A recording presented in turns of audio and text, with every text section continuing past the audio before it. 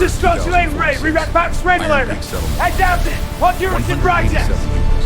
23 orcs. Hold on. Food stores 8 I'm weeks. coming up. Winter The ahead, tethers are 24 slipping. weeks. Grab my One hand. blacksmith's choice would save This 210 will help with the lives pain. and cost him everything stings. he Is had it left to safe? lose. Yes? The Just storm relax. hit Iron Thank Peak you. like a fist from God. Brennan Ashford felt it coming 3 hours before the first snow fell. The air tasted like iron and ice. Its That energy is peculiar unstable. We metallic must proceed bite with that meant caution. the mountains What were if we about to can't control unleash it? hell. Then we are lost. He'd lived on this edge of nowhere for 12 years, long enough to read the sky like other men read newspapers. Long enough to know when to bank his forge and seal the shutters and pray the roof held one more season. He was 36 years old, alone. His hands were scarred from 20 years of shaping iron, his shoulders permanently hunched from bending over anvils, his face weathered by forge heat and mountain wind. He lived in a cabin that leaked when it rained and creaked when it didn't, working metal into useful shapes for whoever could pay. That was the sum of his existence, and he'd made peace with it the way a man makes peace with any chronic ache. The wind started at 9 that night, not gradual, not building. Just suddenly, they're screaming through the gaps in his cabin walls like something awove and furious and personally offended by his existence. Brennan sat by his hearth nursing weak coffee that had been reheated 3 times, listening to the world outside try to tear itself apart. The temperature had dropped 20 degrees in an hour.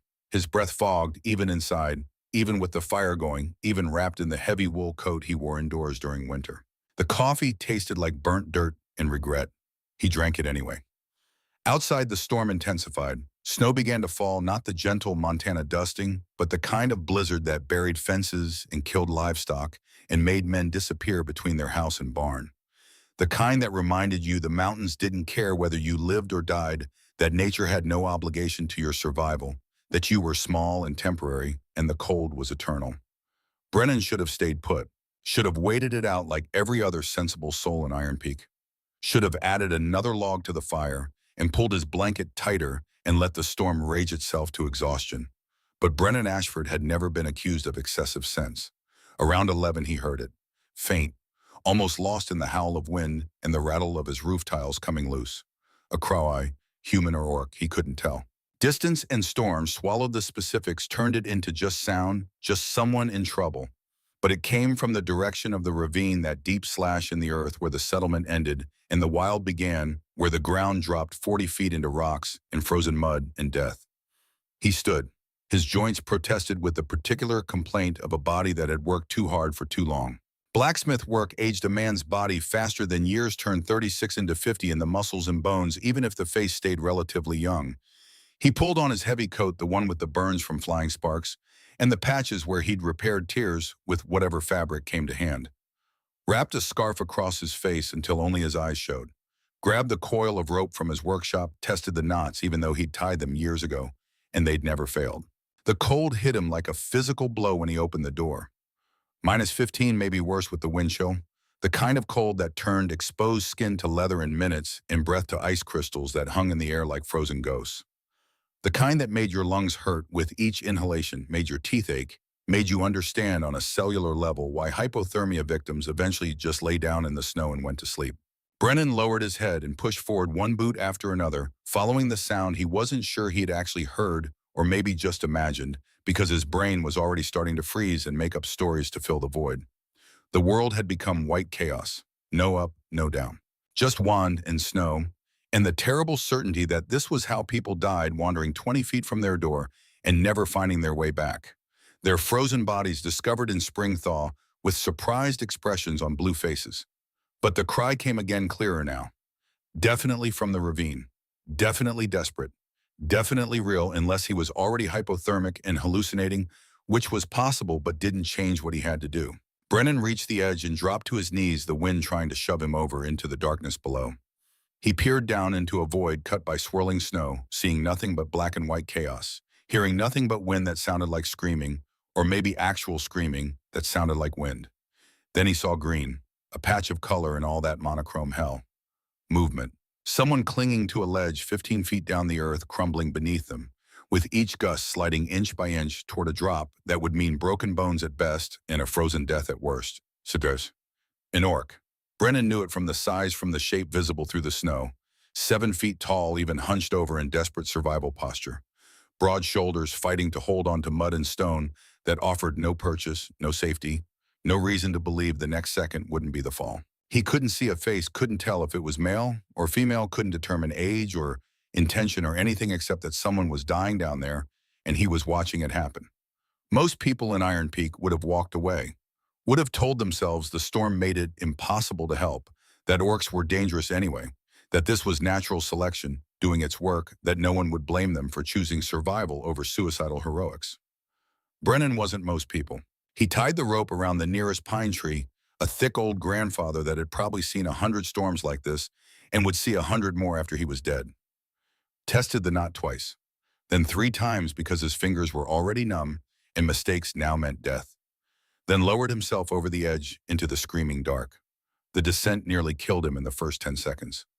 Wind grabbed at the rope, swung him against the ravine wall like a pendulum designed by a sadistic god. His shoulder hit rock with a crack that might have been sound or might have been something breaking inside.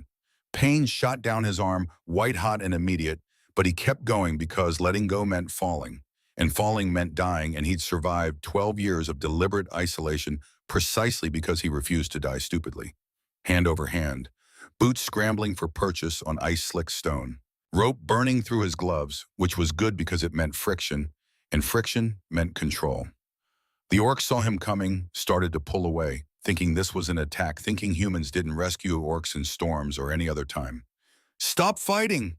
Brennan shouted, his voice barely carrying over the storm, the scarf across his face turning his words into muffled noise. "I'm trying to help." The green face turned toward him, visible now through breaks in the snow.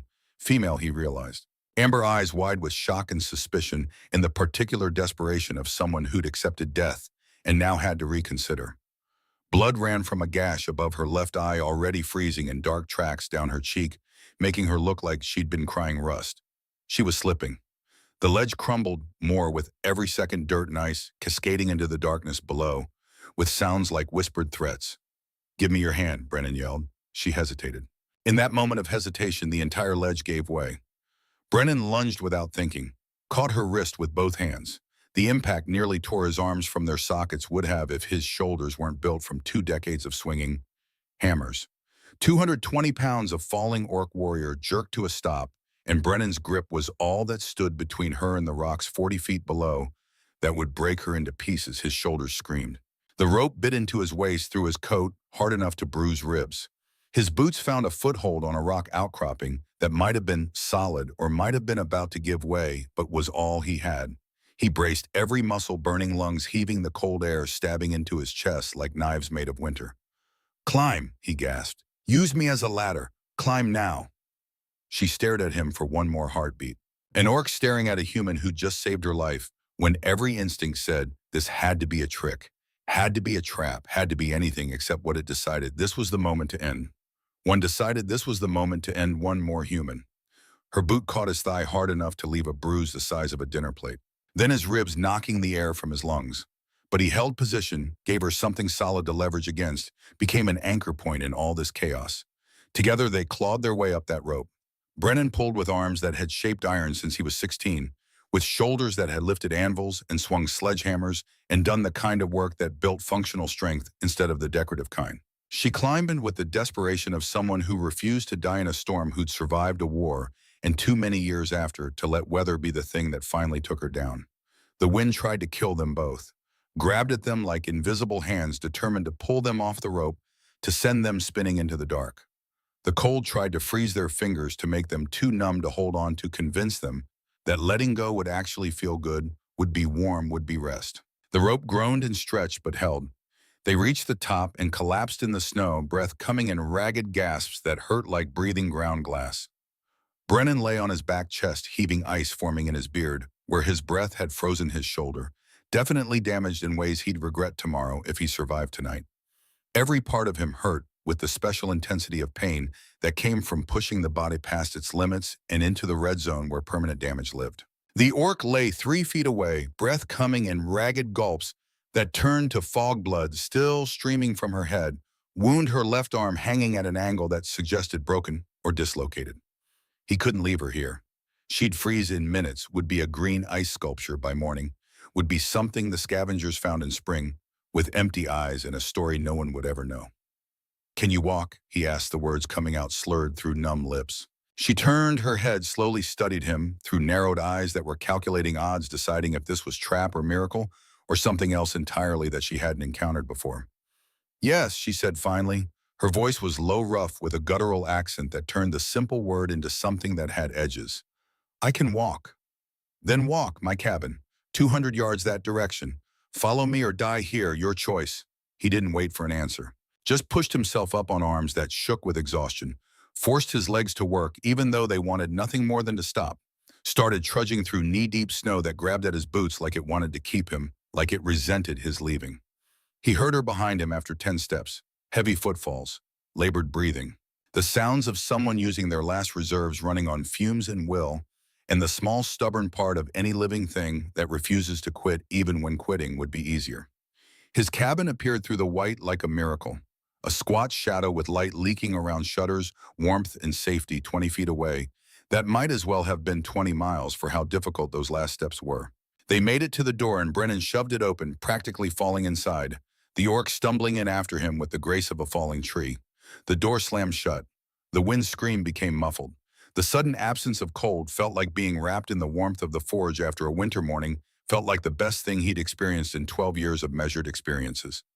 Brennan turned and got his first real look at her. She stood in a small cabin, towering over everything, her head nearly brushing the rafters that were only 7 feet high because the previous owner had been a short man with low ambitions. Her skin was deep emerald green, not the bright cartoon green, but something darker, richer like moss on old stone, marked with scars that told stories of battles survived, near deaths, avoided a life lived violently. Long black hair hung in wet ropes around her face, framing sharp features. High cheekbones, a strong jaw, small tusks protruding from her lower lip like ivory parentheses. Her eyes were amber and alert, tracking every movement he made with the wariness of a predator in unfamiliar territory, cataloging threats and exits and weapons within reach. She wore leather armor reinforced with iron plates now soaked through and steaming in the cabin's warmth, the metal fittings dripping water onto his floor. Her clothes clung to a powerful frame built for combat, for surviving, for taking damage, and continuing to function. Blood still ran from the gash on her forehead and from a deeper wound on her left arm that she was trying to hide by keeping it pressed against her side. "Sit," Brennan said, pointing to the chair by the hearth. "Before you fall down and I have to pick you up again." She didn't move, still calculating, still deciding whether this human who'd saved her life was safe or just a different kind of threat. "Look," he said, pulling off his coat with a wince that made his shoulder scream objections. "I just pulled you out of a ravine in a blizzard. If I wanted you dead, I'd have left you there and saved myself the rope burn. Sit down. Let me see those wounds before you bleed out on my floor, which I just cleaned last month." Something in his tone, in his sheer exhaustion, in the way he moved past her to get his medical supplies without waiting for permission, seemed to convince her. She moved to the chair and sat, the wood creaking under her weight like it was reconsidering its life choices. Up close, he could see she was shivering. Not the small trembles of being cold, but the full-body shakes that meant hypothermia was starting its work, that her core temperature had dropped into dangerous territory, that if he didn't act fast, she'd die in his chair and from the cold she'd brought inside with her. "Your clothes are soaked," he said, moving to his shelf, where he kept what passed for medical supplies. Bandages, whiskey for disinfectant because proper medical alcohol was expensive, needle and thread, a few herbs that might help with pain or might just be weeds, he'd never been entirely sure. "You need to get out of them or the cold will kill you anyway." She looked at him with those amber eyes measuring threat level, calculating his intentions. "I'm not interested," he said flatly, not looking at her while he gathered supplies. "I'm interested in you not dying of hypothermia in my cabin and me having to explain a frozen orc corpse come morning. Strip down to whatever you're comfortable with or don't, but if you pass out, I'm cutting that armor off anyway, because I'm not watching someone die when I just spent considerable effort saving them." She held his gaze for another moment, then began unbuckling her armor with clumsy shaking fingers that could barely work the clasps. He turned away, gave her privacy, grabbed his spare wool shirt from the hook by his bed. It was old, worn thin in places, stained with forge, soot, and sweat, and the general accumulation of a life lived without much concern for laundry. It was also dry and warm, and currently the most valuable thing he owned. "Here," he said, holding it out without looking, keeping his eyes fixed on the far wall. "Put this on." He heard the rustle of wet leather hitting the floor with heavy, wet sounds, the creak of the chair, Then her voice quieter than before, some of the edge gone. You can turn around. She sat wrapped in his shirt like a makeshift tunic. It barely reached mid-thigh on her tall frame, exposing powerful legs still covered in tattered leggings that were soaked through. The shirt stretched tight across her broad shoulders, pulling at seams that hadn't been designed for someone of her size. She looked almost vulnerable, like this stripped of armor wearing a human's clothes, bleeding and cold and mortal. Brennan knelt beside the chair, felt his knees protest, and cleaned the head wound with whiskey that made the small room smell like a tavern. She hissed but didn't pull away, didn't flinch. Just took the pain like someone used to it. The cut was deep but clean from rock or ice rather than a blade. He stitched it closed with practiced efficiency, his blacksmith's calloused fingers surprisingly gentle with the needle and thread. He'd learned the field medicine during the war had stitched up men who were screaming, and men who were silent, and men who were already dead, but their bodies didn't know it yet. Then her arm. A gash from rock or ice bleeding freely, probably needed stitches, but she'd moved it so it couldn't be too badly damaged. More stitches, more whiskey. The bottle was getting low, and he made a mental note to buy more next time he had money, which might be never at the rate he was using it. She didn't make a sound through any of it. Just sat there like stone, like something carved rather than living while he worked.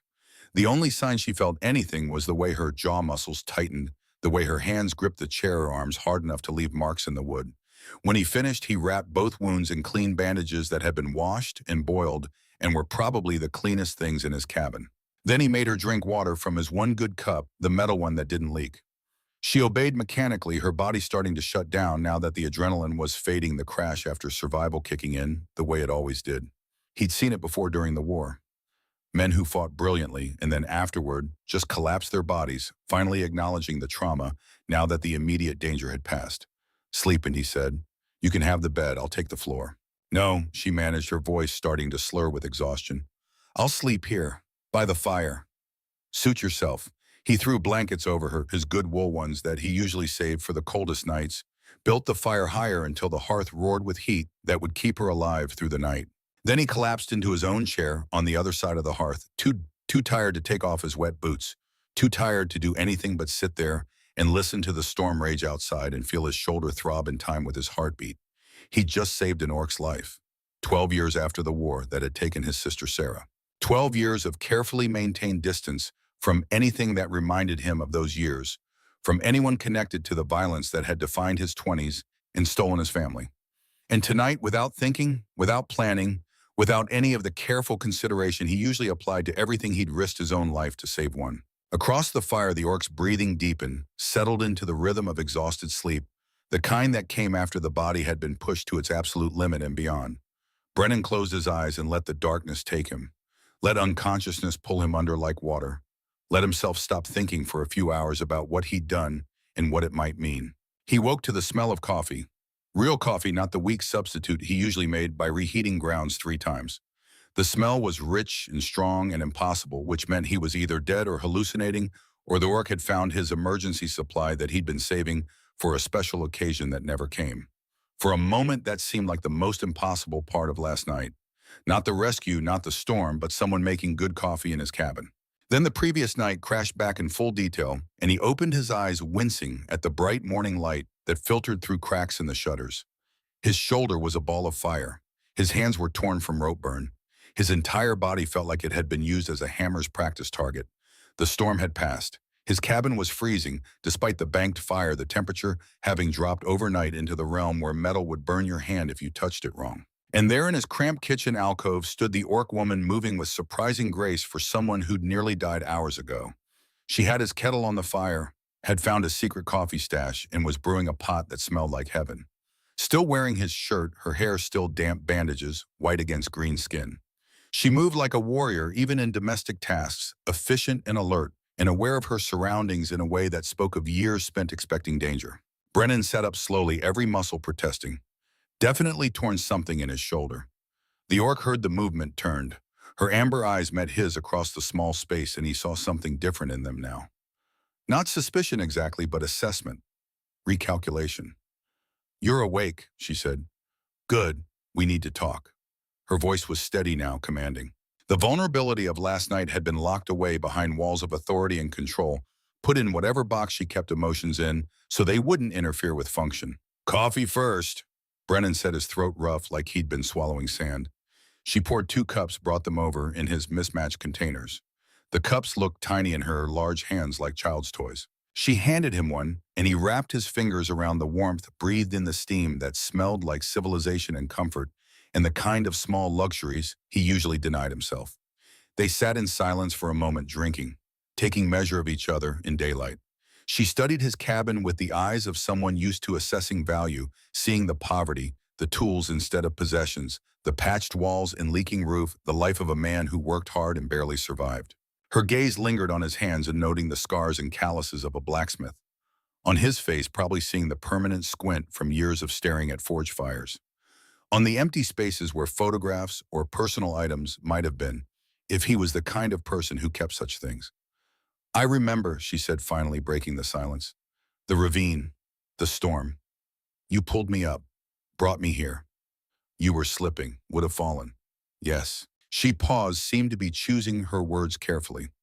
Most humans would have let me fall, would have called it the storm's doing, would have told themselves they couldn't help even if they wanted to.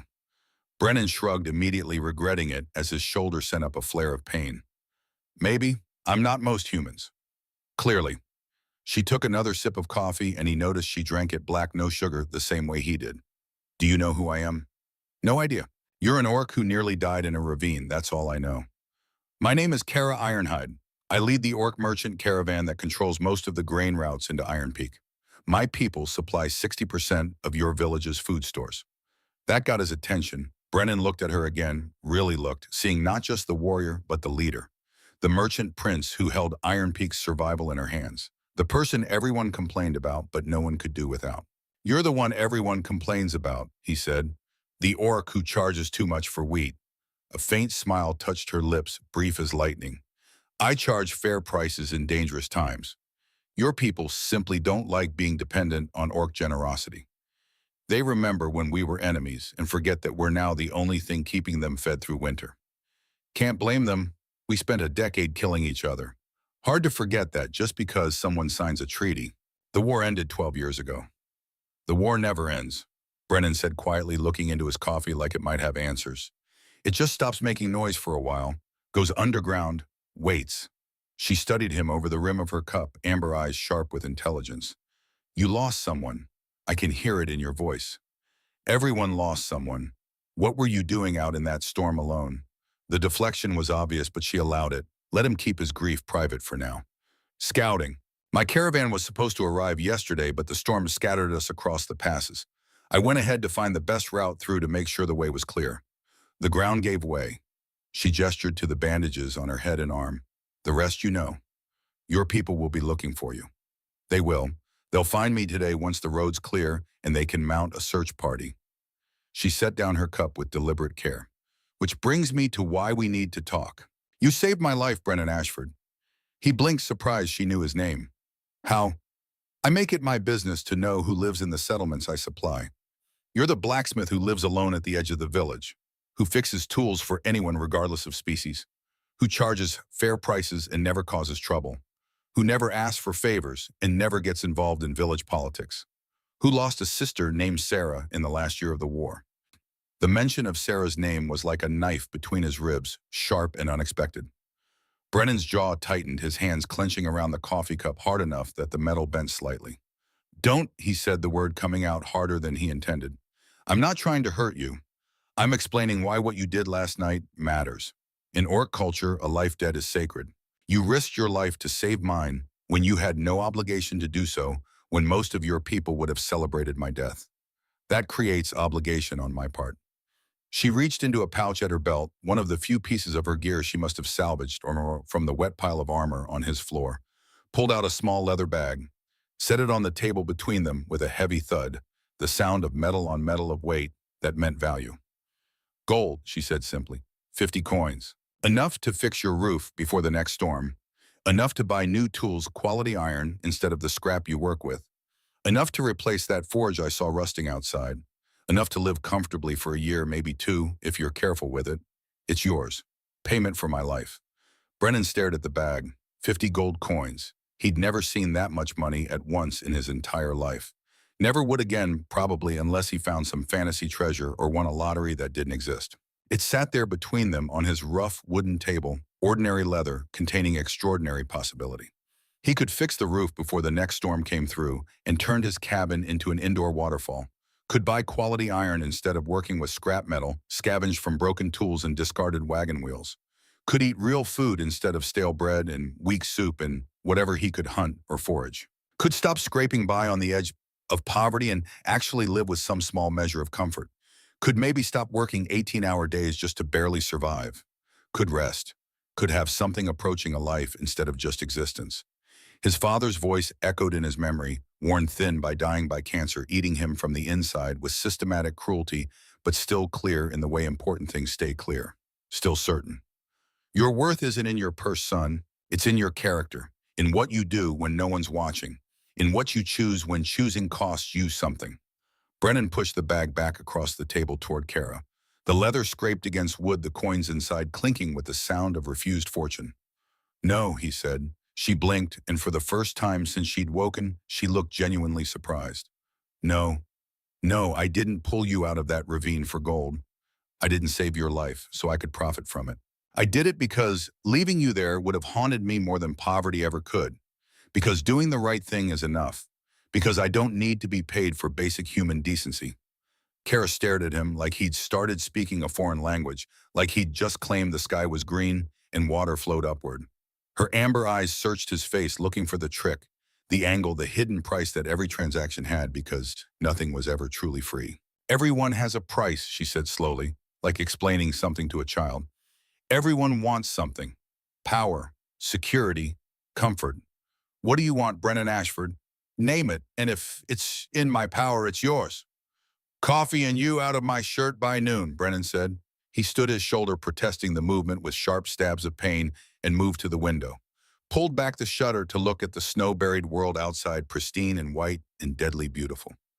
Storm's over. Roads should clear by midday. Your people will find you. You can return my shirt with your next caravan. We'll call it even.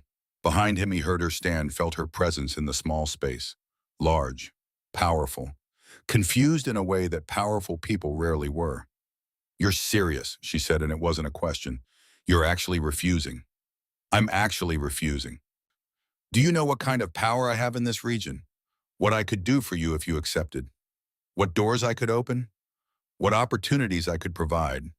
Don't want doors opened. Don't want opportunities provided. Just want to work my forge in peace and be left alone. Silence stretched between them, filled only by the crackle of the fire and the drip of melting snow from the eaves outside. When she spoke again, her voice was different, softer, almost vulnerable. In my world, everything has a price. Loyalty costs, favors cost, lives cost. Nothing is free. Nothing is given without expectation of return. Why is yours different? Why do you reject what anyone else would kill for?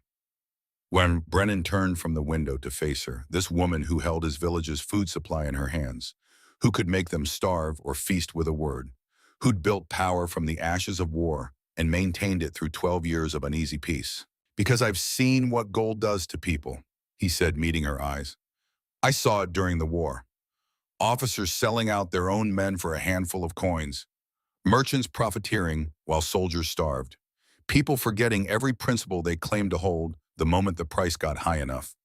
I watched good people become monsters when money was involved. I won't be that. I can't be that.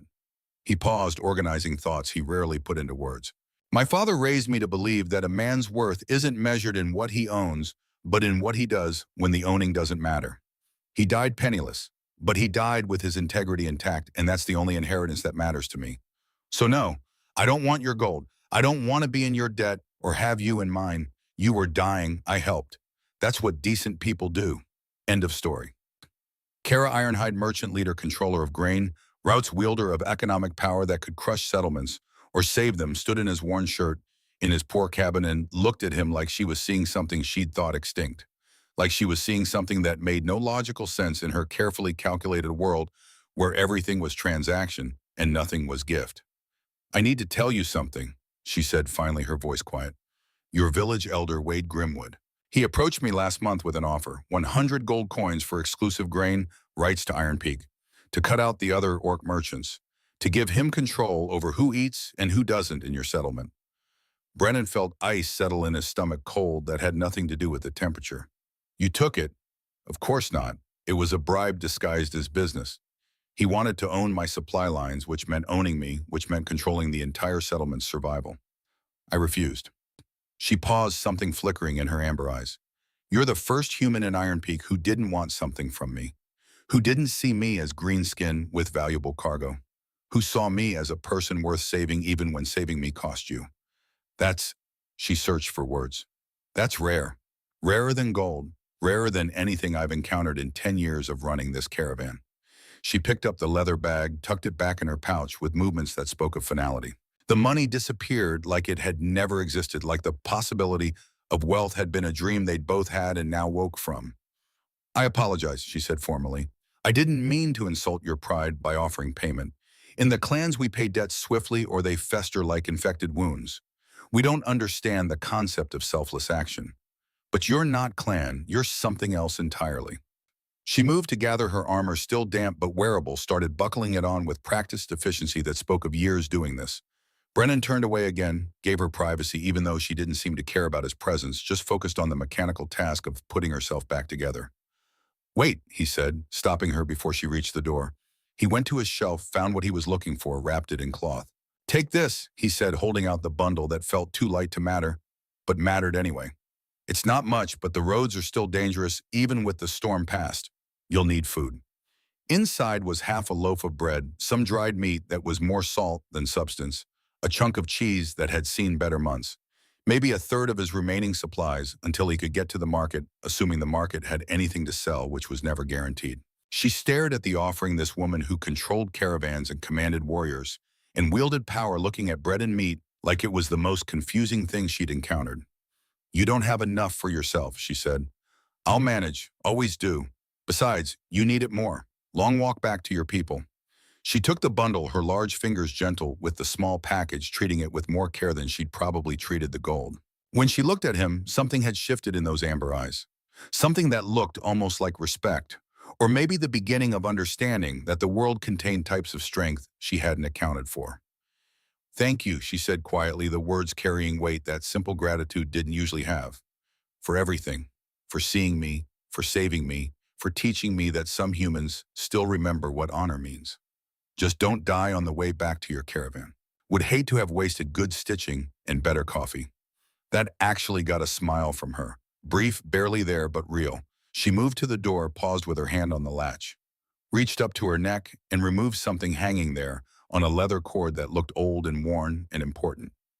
An amulet, bone carved with intricate orc runes that seemed to glow faintly in the morning light, though that might have been imagination or reflection.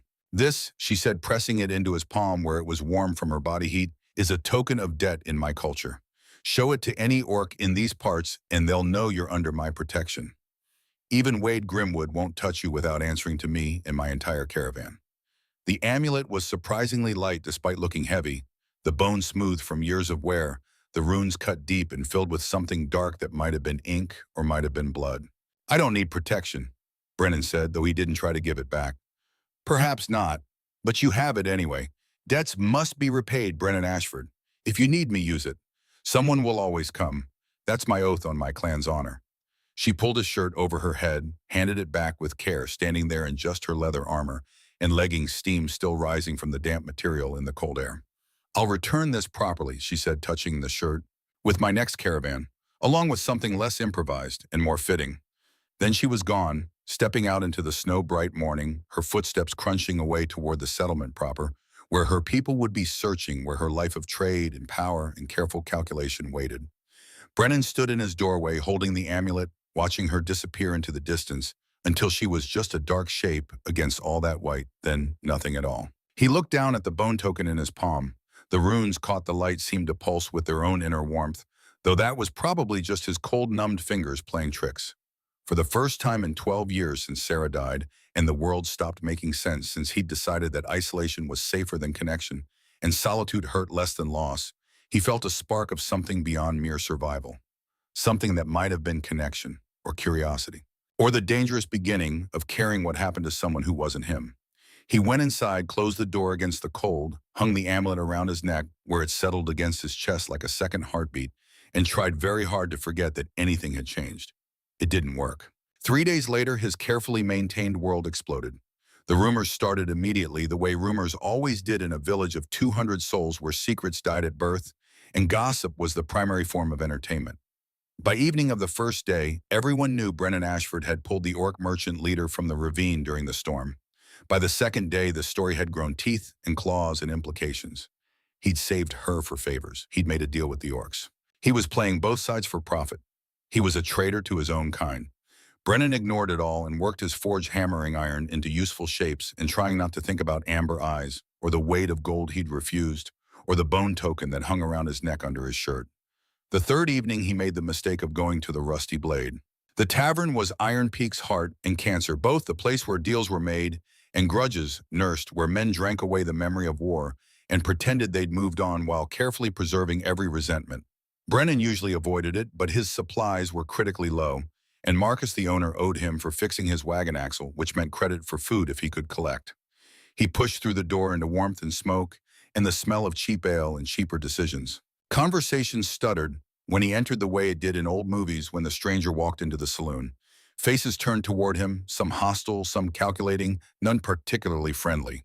He moved to the bar, spoke quietly to Marcus, negotiated payment in the form of credit for food, since actual coin was always in short supply. Turned to leave before the atmosphere could thicken into something worse. Ashford. The voice came from the corner table, deep and authoritative, and carrying the weight of 20 years as village elder. Wade Grimwood stood all 6 feet of silver-haired authority, his weathered face set in lines of suspicion and old anger. "We need to talk," Wade said, and it wasn't a request. "Nothing to talk about, I'm just here for supplies." "I think there is. You pulled an orc from the storm. Not just any orc, the one who controls our grain supply. Some might call that convenient timing." The room went quiet, the kind of silence that preceded violence or revelation, or both. Everyone listening now, the entire tavern turned into an audience for whatever Wade had planned. "The timing was the storm," Brennan said evenly, keeping his voice level. "She was dying. I helped. That's the whole story." "Is it?" Wade moved closer, and Brennan could see the veins standing out on his neck, the particular tension of a man who'd been building to this moment. "Because it seems to me you've made yourself real friendly with the creatures who charge us double for wheat, who bleed us dry every winter, who hold our survival in their green hands and squeeze whenever they feel like it. She saved you from starvation last winter when the early frost killed half your crops, sold grain at cost when she could have gouged you for triple. But I guess gratitude doesn't count when prejudice is more comfortable." Wade's jaw tightened, muscle jumping under weathered skin. Around the room, men shifted hands, moving to weapons they shouldn't have been carrying, but always did. Brennan's blacksmith instincts cataloged the threats automatically. 4 men near the door, 3 at the bar, 2 flanking Wade, 9 potential enemies in a space with 1 exit. Bad odds. Terrible odds. The kind that got people killed in ugly ways. "You don't know what you're talking about, boy," Wade said, the last word dripping with contempt. "I know exactly what I'm talking about. I know you tried to bribe her last month. 100 gold for exclusive rights to the grain supply. She told me. She refused. So now you're what angry that she found one person in this settlement you couldn't buy." That landed like a bomb in the middle of the room. Wade's face flushed red, then white, the color draining as rage fought with exposed secrets. The room erupted in murmurs, questions, accusations directed not at Brennan but at Wade. Wade held up a hand for silence and got at the gesture of a man used to command. "She's lying, trying to drive wedges between us. Turn us against each other so she can control us better." "Is she? Or are you just upset that your plan failed? That someone in this settlement has principles you can't purchase?" Wade moved fast for a man of 58, closed the distance in 2 quick steps, got in Brennan's face close enough that Brennan could smell the whiskey on his breath and the rage underneath. "You're playing a dangerous game, Ashford, siding with orcs, making yourself their friend. You forget what they took from us, what they cost us, what we lost because of them." "I remember perfectly. I remember exactly what we lost. I also remember what we cost them. It was a war, Wade. Both sides bled, both sides died. Both sides committed atrocities they can't take back. The difference is I'm trying to move forward while you're stuck in the past like a man drowning in memory." My son died in that pass, Wade snarled, and suddenly the rage made sense, the pieces clicking into place. Jacob, 19 years old, cut down by orc raiders led by... He stopped himself, caught the words before they fully formed, but Brennan heard what wasn't said, heard the grief underneath the anger, heard 12 years of pain compressed into a name he'd almost spoken. Before Brennan could respond, before he could process what that meant, the tavern door crashed open hard enough to bounce off the wall. Kara Ironhide filled the doorway like a force of nature. She wore full merchant regalia, now not the desperate survivor from 3 nights ago, but the leader of a caravan empire. Leather armor reinforced with iron plates polished to a dull gleam. A cloak embroidered with orc clan symbols in silver thread that caught the lamplight. Weapons at her belt that looked well used and well maintained. Her black hair was tied back in warrior braids, revealing more scars along her neck and jaw marks of battles survived. Behind her stood 4 orc warriors, fully armed, fully armored, fully ready for violence if violence came calling. The temperature in the room dropped 20 degrees. Men's hands moved to weapons. The orc's hands were already there. "Brennan," Kara said, her voice carrying easily over the stunned silence, pitched to command. "I need to speak with you. Now." "We're in the middle of something," Wade growled, not backing down, even facing 4 armed orcs, and the woman who controlled whether his people ate or starved. Kara's amber eyes shifted to him, flat and cold as winter stone. "Then finish it quickly, human. I have a proposal that affects everyone in this settlement, and I'll make it once. Your blacksmith is part of it, which means he comes with me. You can object if you want. We can discuss how that objection looks when your grain shipment is 3 weeks late." The threat hung in the air, blunt and undeniable. "Wade," Brennan said quietly before the situation could escalate into the kind of violence that ended with bodies and regrets. "Let it go. Let it go. She walks in here like she owns the place, making demands, throwing around threats, and you want me to let it go?" "Yes, because whatever she wants to say, I want to hear it. And if you don't, that's fine. You can stay here and drink and tell yourself stories about how you're the victim. But I'm listening to what she has to say." He moved toward. Kara felt the room's hostility like a physical pressure against his back, like hands trying to hold him in place. Wade's voice stopped him at the threshold. "You walk out with her, you're choosing sides, boy. There's no coming back from that. You'll be one of them instead of one of us." Brennan turned, looked at Wade, at the other men, at the faces twisted with old hate and older fear. Looked at his village, his people, his kind, the humans he'd lived among for 12 years in careful isolation. Then he looked at Kara, standing tall and scarred and unafraid in a room full of people who'd probably celebrate her death. "Then I guess I'm choosing," he said, and walked out into the night. The walk to the grain silos at the eastern edge of the settlement was conducted in tense silence. Kara led her warriors, flanking them in a loose protective formation, Brennan in the middle, wondering what exactly he'd just committed himself to, and whether Wade was right about the point of no return. The evening air was crisp and cold, the smell of snow still lingering from the storm, the ground crunching under their boots with the particular sound of frozen earth. Above, stars were starting to appear in a sky going from blue to black, impossibly bright out here away from any city lights. The silos loomed ahead, 4 massive wooden structures that held Iron Peak's survival in their bellies.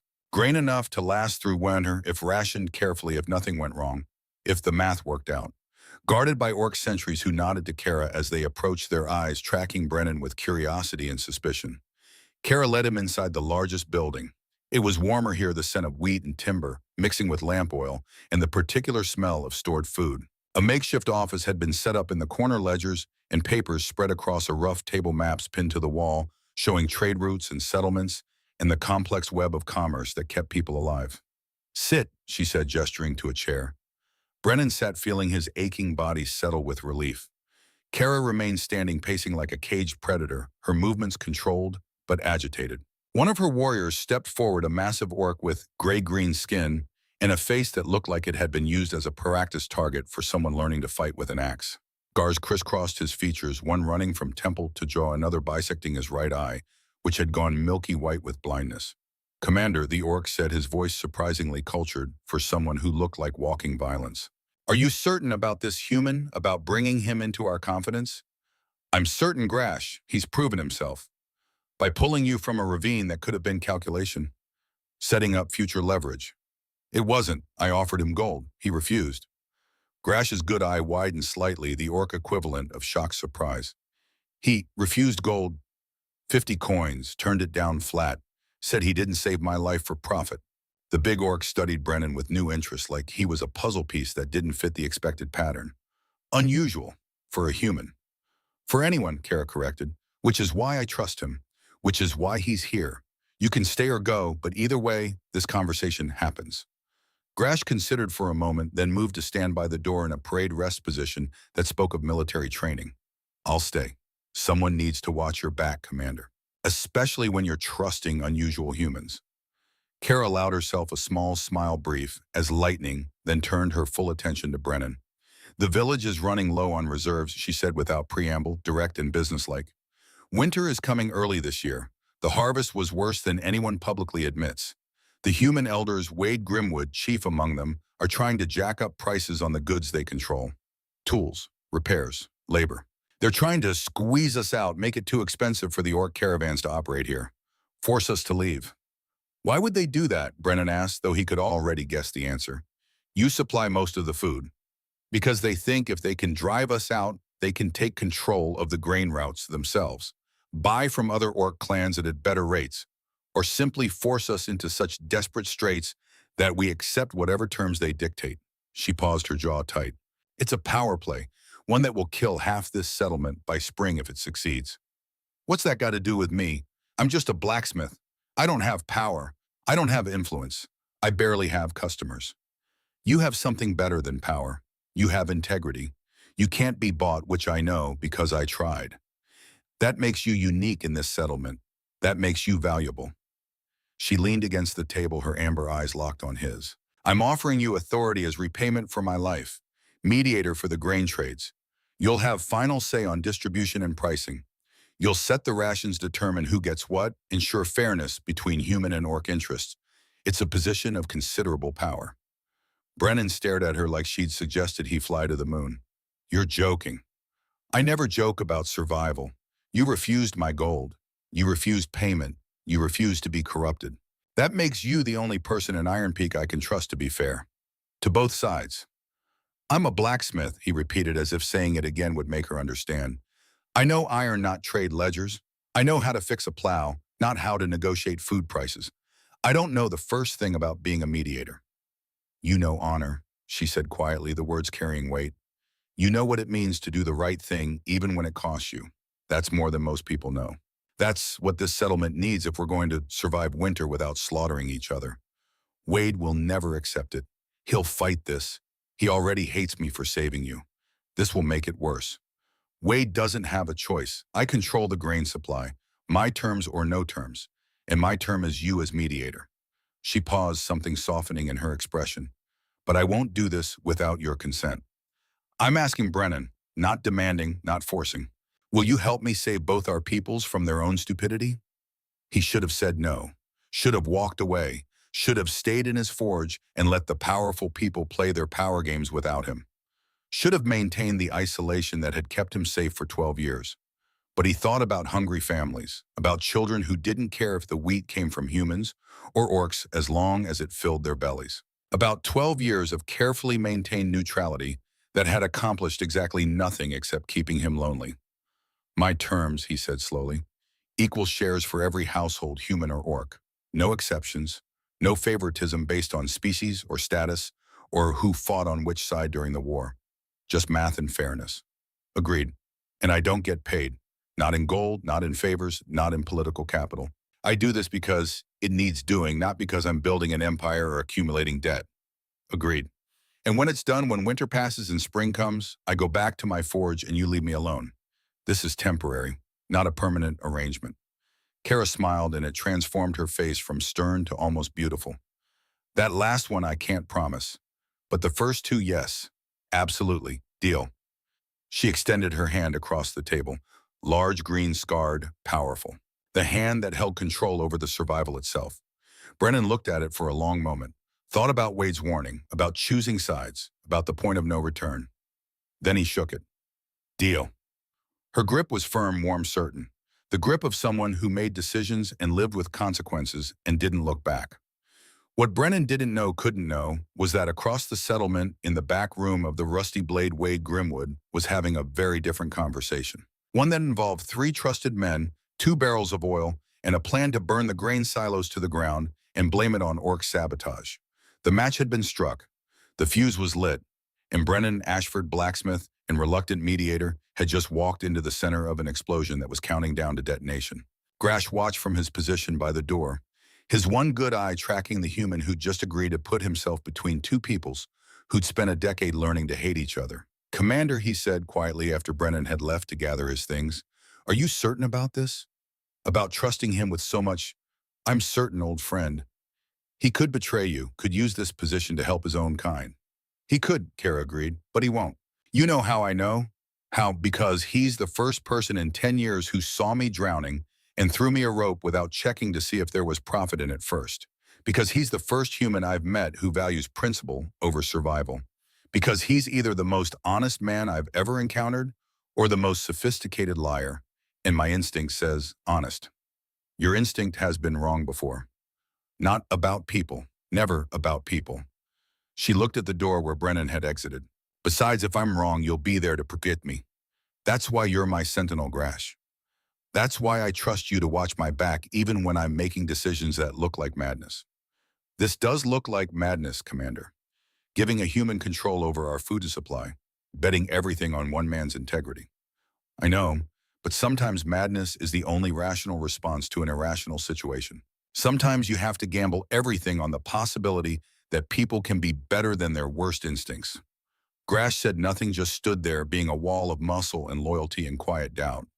Kara returned to her papers, to the ledgers that showed the truth she hadn't told Brennan yet. The truth that would make this mediator position not just important, but absolutely critical. The harvest hadn't just been bad, it had been catastrophic.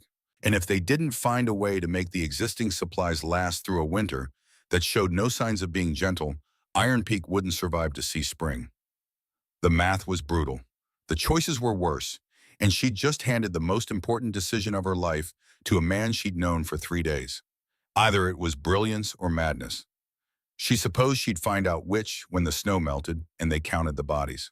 Outside, Brennan walked back to his cabin under a sky full of stars, the bone amulet warm against his chest. His life irrevocably changed in ways he couldn't yet comprehend. Tomorrow he'd start work as mediator. Tomorrow he'd begin the impossible task of making fairness feel like enough when everyone was hungry.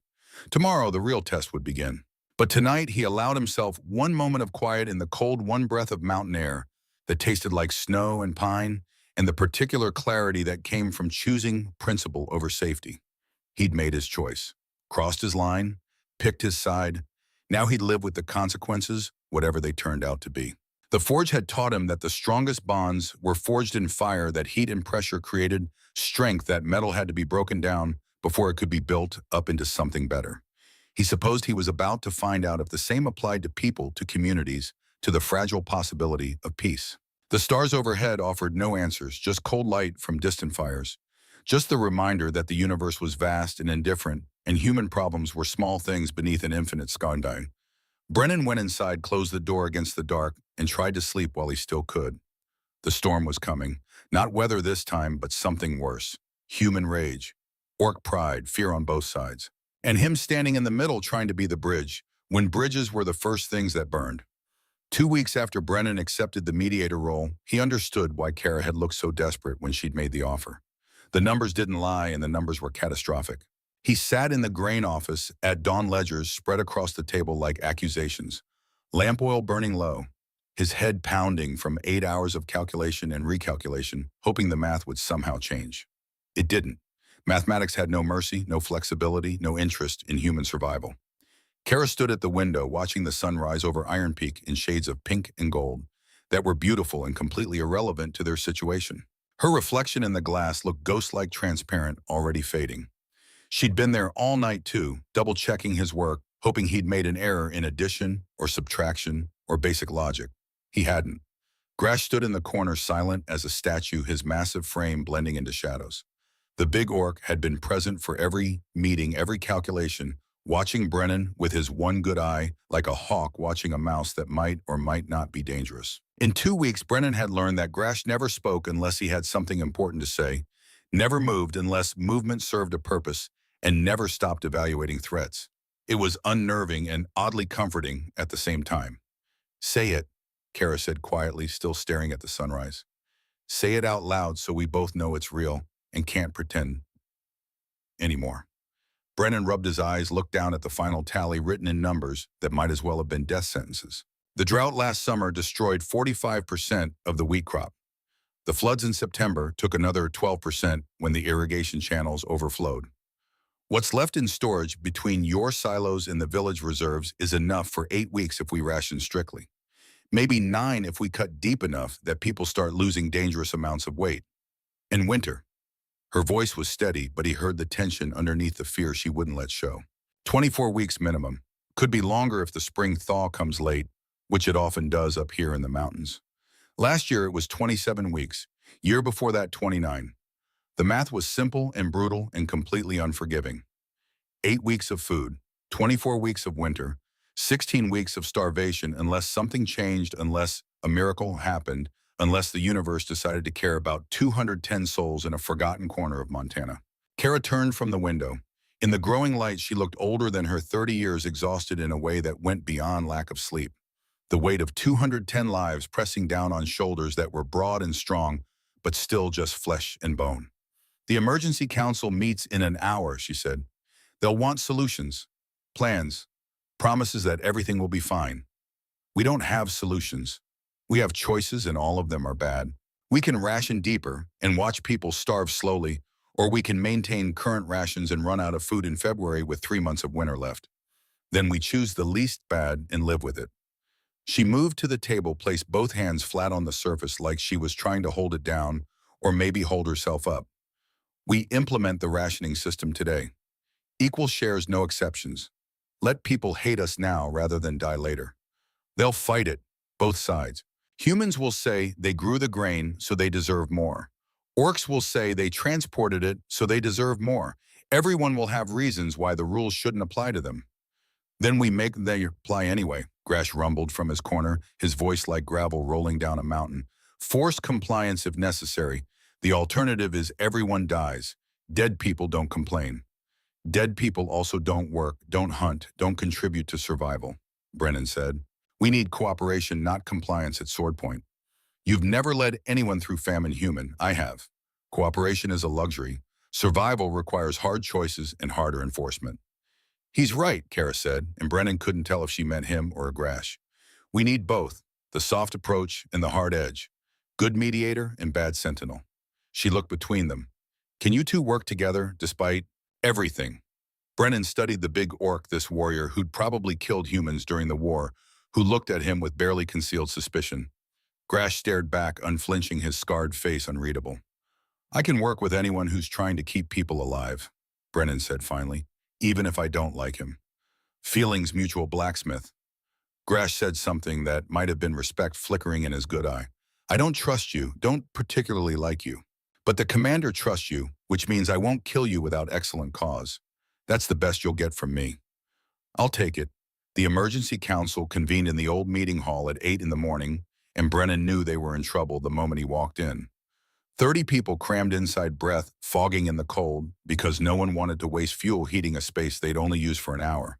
But the cold wasn't what made the hair on his neck stand up. It was the way they divided themselves. Humans on the left side of the hall, orcs on the right. A physical gap down the middle like an invisible wall, like the war had never ended and the peace was just an intermission before the next act of violence. Wade Grimwood sat at the head table flanked by the other human elders. He'd barely looked at Brennan since the tavern confrontation 2 weeks ago, had spoken to him only when absolutely necessary and then in tones that could freeze water. Kara stood on the orc side with her advisors, 3 orc merchants who'd built the trade routes that kept the settlement alive. Their names were Vorkal, Thena, and Drek. Brennan had met them, briefly learned they were smart and ruthless and utterly committed to orc interests above all else. In the middle stood Brennan alone, exactly where a mediator belonged and exactly where no one wanted to be. Wade called the meeting to order with a gavel strike that cracked like a gunshot in the cold hall. We're here because our mediator claims we're facing starvation. Wade said the word mediator dripping with sarcasm. Ashford, present your findings. Brennan stepped forward, feeling 30 pairs of eyes lock onto him, like weapons acquiring a target. He'd faced down forge fires and failed metal, and his own father's slow death from cancer. But this was different. This was standing between tribes with centuries of hate and telling them the truth would hurt everyone equally. The harvest failed, he said simply, keeping his voice level and factual. Drought and flood took 57% of the crop. What remains will feed us for 8 weeks at current consumption levels. Winter is 24 weeks long minimum. The math doesn't work. We will run out of food in February and face 16 weeks of starvation unless we change something fundamental. Oh, silence for 3 heartbeats. Then eruption. The orcs are lying about the stores. The humans wasted grain feeding their livestock. We should have prioritized our own people. You're trying to starve us out so you can take control. We grew that grain with our labor. We transported it at great risk. Wade's gavel slammed down repeatedly, the sound barely cutting through the chaos. When silence finally returned, it was fragile and temporary, a ceasefire rather than peace. "What do you propose, Ashford?" Wade asked, and the way he said the name made it sound like an insult. "Strict rationing, equal shares per household, regardless of species, status, or contribution. We cut consumption by 60% immediately. We organize hunting parties to supplement the grain. We reach out to neighboring settlements for trade. And we pray that spring comes early, or we find additional food sources." 60%. Vorkal spat, the orc merchant's tusks gleaming as he spoke. "That's starvation rations. You're asking us to slowly die. I'm asking you to survive, to stay alive on less so there's enough for everyone rather than some people eating well while others die. It's the difference between uncomfortable and dead." "Easy for you to say," Wade said coldly, his weathered face hard as stone. "You're not the one who'll be enforcing it, not the one watching children go hungry, not the one listening to people beg for just a little more, just enough to stop the pain." "No," Brennan said, meeting his eyes. "That'll be me, because I'm the one setting the rations, and I'm the one who'll have to look people in the eye when I tell them no. Same amount for every household, human or orc elder or laborer, rich or poor, fair even when fair feels cruel." "Fair." Wade repeated the word, bitter in his mouth like he was tasting poison. "We grew that grain, our labor, our fields, our sweat, and you want to give half of it to them?" "They transported it," Brennan countered. "Their wagons, their guards, their risk on dangerous roads. They're the reason you have anything at all. You want to keep all of it for yourselves and watch the orcs starve, fine.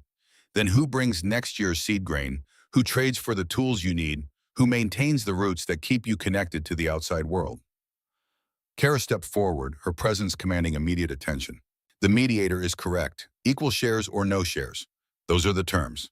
I control the grain supply. If you want to reject fairness, I'll take my caravan and leave you to your principles. See how long they keep you warm when you're eating snow." "You're holding us hostage," Wade said, standing now, his hands flat on the table. "I'm holding everyone to the same standard. That's not hostage-taking. That's survival. And if you can't see the difference, Elder Grimwood, then you're even more blinded by hate than I thought." The hall went deadly silent. You didn't call an elder blind and expect to walk away without consequences. Wade's face went red, then white, the color draining as rage took control. "You dare, I dare," Kara said, her voice sharp as broken glass. "Because unlike you, I'm willing to put survival above pride. I'm willing to treat humans as equals rather than enemies. I'm willing to trust that fairness might actually work if we give it a chance."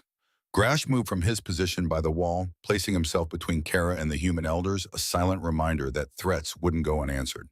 The temperature in the hall dropped another 10 degrees. Brennan stepped between them before violence could erupt. "Vote, right now. Rationing system as I've described it, or we walk away and let you figure out how to survive on your own. Show of hands." The vote was razor thin. 15 for the rationing system, 13 against, 2 abstentions from people who wouldn't meet anyone's eyes. The settlement was fracturing down the species lines, the crack widening with every passing day, and Brennan could feel the pressure building towards some inevitable explosion. "Motion passes," he said, his voice cutting through the murmurs. "Rationing begins today. I'll post the schedules and amounts at the community board. First distribution tomorrow morning. Anyone who doesn't like it can file a complaint with me, and I'll consider it carefully before rejecting it." That got a few nervous laughs, breaking some of the tension. Not much, but enough to let people file out without immediately killing each other. As the hall emptied, Maeve Harrow approached Brennan. She was 28, a farmer's daughter with strong hands and dirt permanently under her fingernails, and eyes that had seen too much loss to be innocent, but hadn't given up hope entirely. She glanced around to make sure no one was watching too closely, then spoke in a low voice. Can I talk to you privately? It's important. Of course, my forge tonight, after dark. I'll bring Brock. You should meet him properly. Brock turned out to be an orc guard in Kara's caravan, younger than Grash, but older than Maeve, with deep green skin and a face that hadn't yet accumulated the scars of a long military career. He and Maeve arrived at Brennan's forge just after sunset, both of them nervous, both checking over their shoulders like they expected to be followed. Thank you for seeing us, Maeve said once they were inside with the door closed and the shutters drawn. Of course, though I admit I'm curious why the secrecy. Brennan stoked the forge fire more for light than heat, the orange glow casting dancing shadows on the walls. Maeve and Brock exchanged a glance, some silent communication passing between them. Then Brock spoke, his voice deeper than Brennan expected, with less of the guttural accent than most orcs. We're together, he said simply. Maeve and I, for 6 months now. We've been hiding it because, he gestured vaguely. Well, you see how things are. People are idiots, Maeve finished. My father would disown me. His squad would mock him. So we meet in secret, act like we barely know each other in public. It's exhausting and it's wrong, and we're done with it. I'm happy for you, Brennan said, meaning it, but I'm still not sure why you're telling me. Because we believe in what you're doing, Brock said, stepping closer to the forge. The equal shares, the fairness. It's the first time anyone's treated us like we matter more than our species, like we're people first in orc or human second. We want that to continue, Maeve added. We want to help. We hear things from both sides, conversations people have when they think we're not listening or when they think we're only loyal to our own kind. We can be your eyes and ears, tell you what's really happening beneath the surface. Brennan studied them. This young couple who'd found each other across the species divide, who were willing to risk everything for a chance at a world that didn't force them to choose between love and loyalty. That could put you both at risk, he said carefully. Your communities won't forgive the association if they find out you're helping me. Our communities can go to hell, Maeve said bluntly. Brock saved my life twice. Once when a barn collapsed during harvest. Once from a group of drunk humans who wanted to teach me about orc nature by doing things I won't describe. I'm not giving him up because some old men can't let go of a war that ended before I was born. And I'm not giving her up because some veterans think strength means hating, Brock added. We've already made our choice. Now we're asking if you'll let us help. Brennan felt something crack in his carefully maintained walls, the isolation he'd built over 12 years developing its first significant fracture. These two young people, barely in their 20s, willing to risk everything for something better than the hatred they'd inherited. All right, he said. What have you heard? Wade's been holding secret meetings, Maeve said, her voice dropping even though they were alone. In the back room of the Rusty Blade, always late at night, always with the same 5 or 6 men. My father's one of them, which is how I know. Do you know what they discuss? No, the room's locked and they post someone outside to make sure no one listens. But my father came home 3 nights ago drunk and started ranting about how it'll all be over soon, the orcs will be gone, and things will go back to normal. When I asked what he meant, he shut down. Wouldn't say another word. Just went to bed muttering about Justice and Jacob. Jacob? Brennan's attention sharpened. Wade's son. You know about him. I know he died during the war. Wade almost said something about it at the tavern before he stopped himself. Brock picked up the thread, his expression troubled. On our side, there's been talk too. Warriors who served under Thrak Ironhide, Kara's brother. They think she's betraying his legacy by trading with humans instead of conquering them. There's a group led by a veteran named Vorgath. They've been stockpiling weapons trainings at night, talking about the old ways and orc strength. For what purpose, Brennan asked, feeling ice settle in his stomach. They won't say openly, but Vorgath keeps talking about how peace makes orcs weak, how we've forgotten how to be warriors, how we've let humans turn us into servants. It's the kind of talk that leads to violence. Does Kara know? She knows Vorgath exists, knows he's a loudmouth veteran, but I don't think she knows he's actively organizing. He's careful, only talks to people he trusts, only recruits from the old guard who fought in the war. Brennan processed this, his blacksmith mind, organizing information like pieces of metal that needed to fit together into a coherent whole. Secret meetings on the human side, weapons stockpiling on the orc side, both groups talking about things going back to the way they were, which meant before the peace, which meant war. I need to investigate Wade's meetings, he said. Find out what he's planning before it happens. I can help with that, Maeve offered. My father trusts me. I can ask questions without raising suspicion. And I'll watch Vorgath, Brock said. See if I can find out what he's stockpiling and why. Be careful, Brennan warned. Both of you. If they find out you're spying, we know the risks, Maeve said, reaching for Brock's hand. But we'd rather die trying to build something better than live safely in a world that forces us to hide. After they left, Brennan sat in his forge for a long time, watching the fire burn down to coals, thinking about courage and youth and the particular kind of bravery that came from having something worth protecting. He'd spent 12 years protecting nothing but himself, maintaining isolation because connection hurt and loss was unbearable. And it was easier to be alone than to care and watch the caring destroy you. But Maeve and Brock had reminded him of something he'd forgotten, that isolation was safety, but also cowardice, that walls kept pain out, but also kept everything else out, that living scared was still a kind of dying. The bone amulet around his neck felt warm against his skin, the runes seeming to pulse in time with his heartbeat. He still didn't understand what it meant in orc culture beyond protection. Kara had said it was important, had pressed it into his hand with solemnity, but she'd never fully explained. He needed to know, needed to understand what he was wearing, what it signified, what obligations it created. Tomorrow he'd ask, tomorrow he'd demand answers, but tonight he had work to do. Brennan implemented the rationing system the next morning, and the complaints started immediately. Every household in Iron Peak got a week's worth of grain delivered to their door, measured precisely, weighed to the ounce. The same amount whether you were Wade Grimwood in his large house with spare rooms, or a single orc guard living in shared barracks, or a farmer with 6 children, or an elderly widow living alone. The same amount. No exceptions, no special treatment. Just math and fairness and the kind of equality that made everyone equally unhappy. Humans muttered about orc favoritism, about how the rationing meant treating the enemy like family. Orcs grumbled about human entitlement, about how the settlement's original farmers thought they deserved more just because their ancestors had planted the first seeds. Both sides united only in their resentment of Brennan, the man who'd made himself the most hated person in Iron Peak by treating everyone the same.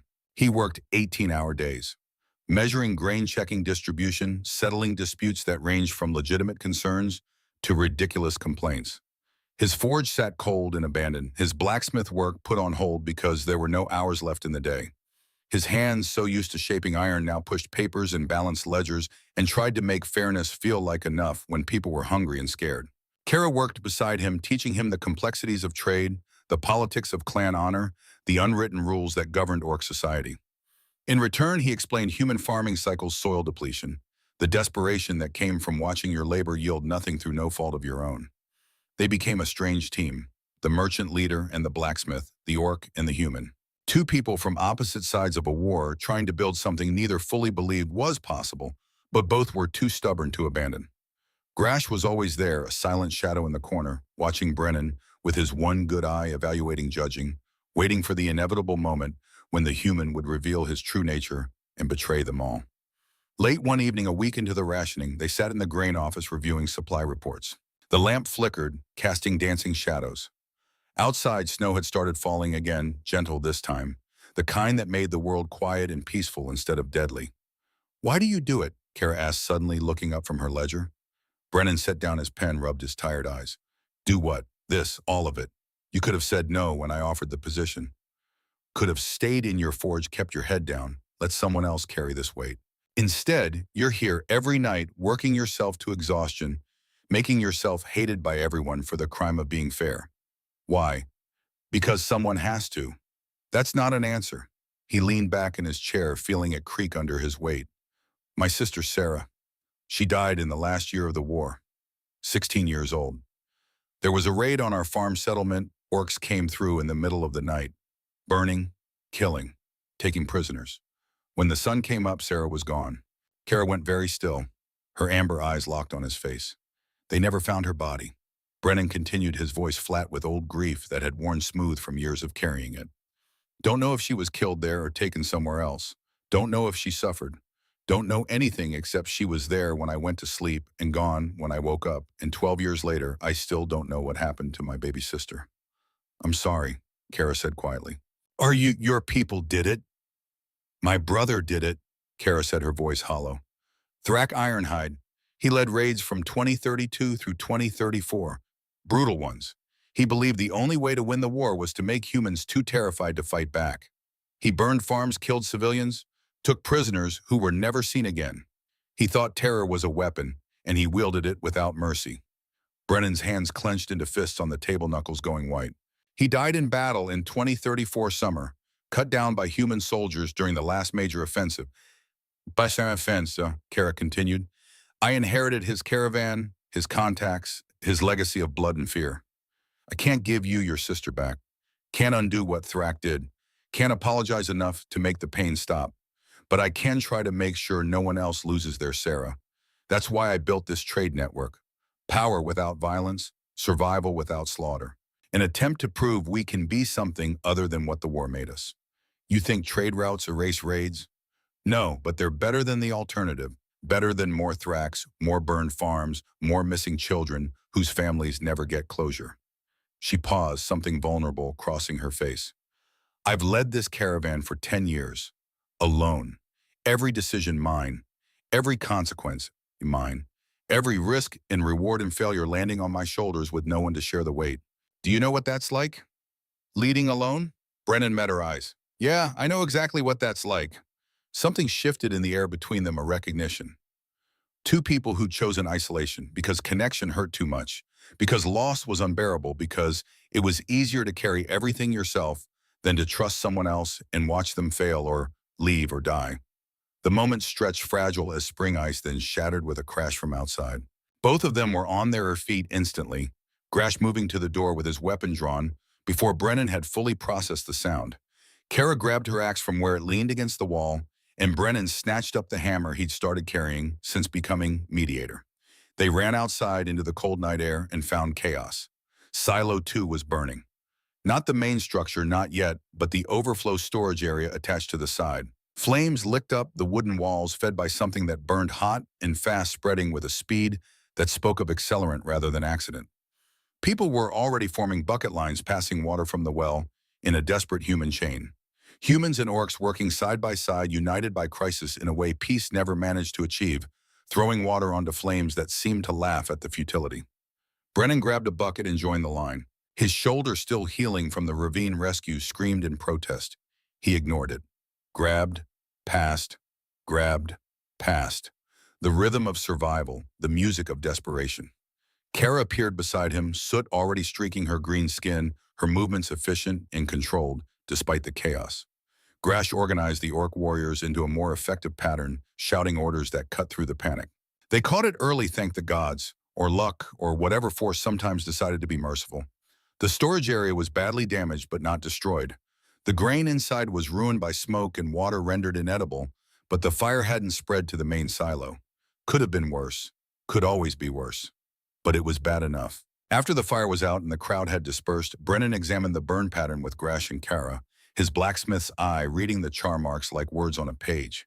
He'd worked with fire for 20 years, understood how it moved, how it spread, how it behaved under different conditions. This started in 3 places simultaneously, he said, pointing to the scorch marks. Here, here, and here, all along the base of the wall. Could be accident, Grash rumbled, though his tone suggested he didn't believe it. No, look at the pattern. Oil-soaked rags piled against the wall. Someone set this deliberately used accelerant to make sure it caught fast and spread. Kara's jaw tightened, her hand moving to the axe at her belt. Sabotage. Someone's trying to destroy our supplies. Could be orcs, Brennan said, forcing himself to be objective. Trying to drive up prices by creating artificial scarcity. More demand, less supply, higher profits. Could be humans, Kara countered. Trying to blame orcs and break our supply agreement. Make us look unreliable so they can justify taking control. Or it could be both, Grash said, his scarred face grim in the firelight. Someone on each side wanting the same thing. Chaos, war, a return to the old certainties of kill or be killed. They looked at each other, the possibility hanging between them, like the smoke still rising from the ruined building. We need to find out who did this, Kara said, before they strike again. And we need to do it quietly, Brennan added. If we start accusing people without proof, we'll tear the settlement apart faster than any fire. I'll increase patrols, Grash said. Double guards on all the silos. Mix teams human and orc together so neither side can act without the other seeing. It was a good plan, a smart plan, but Brennan had the sinking feeling it wouldn't be enough, that whoever was behind this was smart and patient and willing to wait for the next opportunity. The math had changed again. One storage building destroyed maybe a week's worth of grain, lost to smoke and water damage. They were down to 7 weeks of food now, and winter hadn't even started in earnest yet. The margin for error was getting thinner. The room for mistakes was shrinking, and someone was actively trying to make sure they failed. That night, Brennan couldn't sleep. He lay in his bed staring at the ceiling, listening to the wind outside, thinking about fire and sabotage and the bone amulet that hung around his neck. Finally, he gave up on sleep and went to find Kara. She was in the grain office, as he'd known she would be working by lamplight, even though it was past midnight. She looked up when he entered, unsurprised by his presence. "Can't sleep either," she asked. "Too much to think about." He sat down across from her, the bone amulet shifting against his chest. "I need to ask you something about this token you gave me." Her expression became guarded. "What about it?" "You said it was protection, that showing it to orcs would make them know I was under your care. But there's more to it, isn't there? Some meaning you didn't explain." Kara set down her pen carefully, like she was buying time to choose her words. "What makes you think that the way Grash looked at it when he first saw it, the way other orcs react when they notice it, there's weight to it beyond just protection? I can feel it even if I don't understand it." She was silent for a long moment, amber eyes studying him in the lamplight. Then she sighed, a sound like surrender. "In orc culture, that token is called a Varash Keth. It's not just protection. It's a betrothal claim." Brennan felt like he'd been hit in the chest with a hammer. "A what?" "A mark that says you're under consideration as a potential mate, that my interest is declared and my clan acknowledges it. It's the first formal step in an orc courtship, the announcement that I've chosen you as worthy of consideration." He stared at her, his mind trying to process this information and failing completely. "You're telling me I've been wearing a marriage proposal for 2 weeks. Not a proposal, a claim, a statement of intent. The actual proposal comes later if both parties agree to proceed." She leaned forward, her expression serious. "I thought you understood when I gave it to you. I thought the meaning was clear from the formality, from the weight of the gesture." "Kara, it's a piece of bone with some carved lines. How was I supposed to know it meant—" He stopped, took a breath, tried to organize his thoughts. "Why didn't you tell me?" "Because I thought it didn't matter. You were just a human I'd never see again. But then you refused the gold, which no one does. Then you took the mediator role, which was dangerous and thankless. Then you stood beside me against your own people, which was either bravery or madness. And now," she trailed off. "Now what? Now it matters. Now I need you to know what that token means, what it says to anyone who sees it. You're marked as mine, as someone I've chosen, whether you chose back or not." Brennan touched the amulet through his shirt, felt the warmth of it, the weight that suddenly made sense. "I'm not ready to call this love," he said slowly, carefully. "Don't even know if I believe in love anymore after losing Sarah.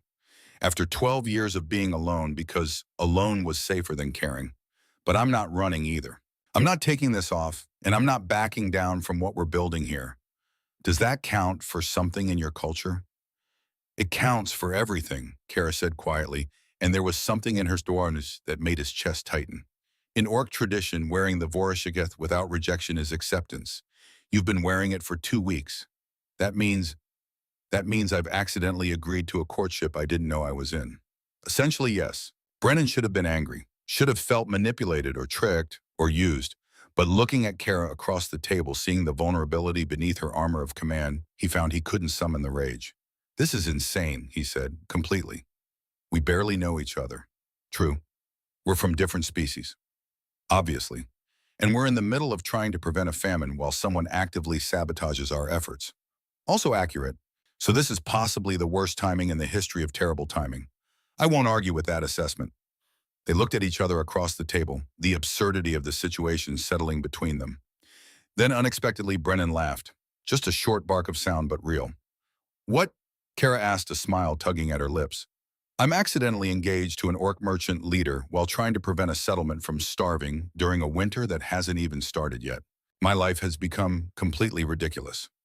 Welcome to my world. I've been living in ridiculous for 10 years. The moment of levity faded, replaced by something more serious, more real. "What do we do about this?" Brennan asked. "We survive the winter first. Figure out who's sabotaging us. Keep people alive. After that," she shrugged, "after that we see if this ridiculous thing might actually work. And if it doesn't, then we part as allies who tried something impossible." No hard feelings, no regrets. Deal. They shook on it, and Brennan noticed how her hand lingered in his, just a moment longer than necessary, how her thumb brushed across his scarred knuckles with something that might have been tenderness. Then Grash's voice shattered the moment, urgent and sharp. Commander, someone's hurt at Silo 4. Looks like an attack. They ran. The sabotage incidents escalated over the next week with a calculated cruelty that suggested planning rather than random violence. First was the slashed grain sacks. Brennan arrived at dawn to find 40 sacks with clean knife cuts, wheat pouring out onto the floor like a deliberate message. 2 weeks of grain lost, spoiled by contact with dirt and rat droppings. Then came the second fire attempt caught early by Maeve, who'd been passing by on her way home. Someone had piled oil-soaked wood against Silo 1 ready to light. The materials scattered and hidden when they heard her coming. Then the poisoning. Brennan was making his morning rounds when Marcus from the tavern came running, his face gray with horror. The grain, Barrel 7, you need to see. Barrel 7 sat in the corner of Silo 2, a massive container holding wheat for the next week's distribution. Brennan lifted the lid and the smell hit him immediately. Death, decay, chemical wrongness. He looked inside and his stomach turned. Dead rats, a dozen of them at least, poisoned with something toxic enough that their bodies had swollen, grotesquely contaminating everything they touched. The barrel would have been distributed tomorrow. 50 families would have eaten poison. Children would have died in agony. Brennan's vision went red with rage so pure it was almost blinding. Who was on guard last night? He asked, his voice dangerously quiet. Brock's squad, orcs. And the night before, your people, humans. The pattern was clear and sickening. The sabotage always happened when it could be blamed on either side, when suspicion could be sown and distrust harvested. Someone was playing both ends against the middle, stirring the pot, watching it boil toward explosion. Kara arrived within minutes of being summoned, took one look at the rats, and her hand moved to her axe. Whoever did this intended murder. This isn't about destroying supplies anymore. This is about killing people and blaming the other side. We need to find them, Brennan said, before they succeed. That evening, Maeve and Brock came to the forge with news. I got my father drunk, Maeve said without preamble. Asked him about the meetings. He's scared Brennan, actually terrified. He kept saying Wade knows what he's doing and it'll all be over soon, and muttering about justice for Jacob. Who's Jacob? Brock asked. Wade's son, Brennan said. Died during the war. I don't know the full story, but it's connected to this somehow. I found out what Vorgath's been stockpiling, Brock said grimly. Weapons, old war surplus, axes, swords, some orc fire oil that burns hot enough to melt iron. He's preparing for battle, not defense. Against who? Humans, I assume. He keeps talking about teaching you a lesson, about reminding everyone that orcs are warriors, not merchants. The pieces were falling into place with awful clarity. Wade's secret meetings, Vorgath's weapons, the sabotage that targeted both sides. Someone was trying to start a war, and they were using the food crisis as the spark. I need to confront Wade, Brennan said. Find out what he's planning before it's too late. That's dangerous, Maeve warned. He's surrounded by loyalists. They won't let you just walk up and ask questions. Then I won't ask. I'll listen. 2 nights later, Brennan found himself crouched in the alley behind the rusty blade, feeling ridiculous and terrified in equal measure. Spying wasn't in his skill set. He shaped metal, not secrets. But here he was anyway, pressed against the cold wall, listening at the back window of the private room where Wade held his meetings. Maeve had created a distraction inside the tavern, playing the drunk daughter, looking for her father loud enough to cover any noise Brennan might make. It was a thin plan, barely more than improvisation, but it was all they had. Light leaked through gaps in the shutters. Voices murmured inside, too low to make out words. Brennan pressed closer to the wall, ignoring the cold seeping through his coat, straining to hear. Then a voice rose. Wade's voice, angry and clear and full of pain, so raw it hurt to hear. Don't care about the cost anymore. I want them gone. The orcs, the sympathizers, all of them. We had this settlement first. We built it with our hands, and they came in with their caravans and their weapons and took it from us piece by piece. Well, no more. We take it back. Another voice unfamiliar to Brennan. The supplies are ready. 2 barrels of oil, high quality, enough to burn the main silos to ash. We set the fires during the new moon, darkest night of the month. Blame it on orc raiders. The chaos will drive them out. Brennan's blood turned to ice in his veins. When? Wade asked. 3 nights from now. New moon. We gather at midnight, set the fires simultaneously at all 4 silos. By dawn, there'll be nothing but ashes. Without grain stores, the orcs can't stay through winter. They'll have to leave or starve. Either way, we win. And Ashford, he's made his choice, sides with them instead of us. That makes him a traitor. He can burn with the rest or he can leave with them. I don't care which. Wade was quiet for a moment, then Jacob would have been 29 next month, would have had a family by now, maybe grandchildren for me to spoil. But he's dead because of them, because of Kara's brother leading that raid. She needs to know what loss feels like, needs to suffer the way I've suffered every day for 12 years. Brennan's hand found the bone amulet around his neck without conscious thought. The warmth of it grounded him, kept him from doing something stupid, like kicking in the door and confronting them immediately. He needed to warn Kara, needed to prepare defenses, needed to stop this before Iron Peak burned. He moved away from the window, carefully staying low, staying quiet. Made it to the end of the alley before a hand clamped on his shoulder. Brennan's spun fist already swinging, stopped an inch from Maeve's face. "It's me," she hissed. "Did you hear? Enough. We need to go. Now." They ran through dark streets, their breath fogging and the cold boots crunching on frost-covered ground. The grain office was lit, Kara working late as always. She looked up when they burst in, immediately reading urgency in their faces. "What happened?" "Wade's planning to burn the silos." Brennan said, the words tumbling out. 3 nights from now. New moon. He's got oil, got men, got a plan to blame it on orc raiders and drive you out in the chaos.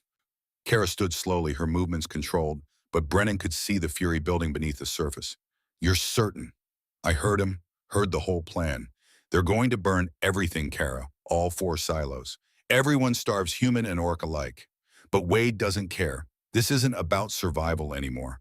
It's about revenge." "Revenge for what?" "For his son Jacob, who died in a raid led by your brother Thrak." Kara's face went very still, color draining from her green skin. "When 2034, summer, right before the war ended." "That was Thrak's last campaign," Kara said, her voice hollow. "He pushed deep into human territory, burned everything, killed anyone who resisted.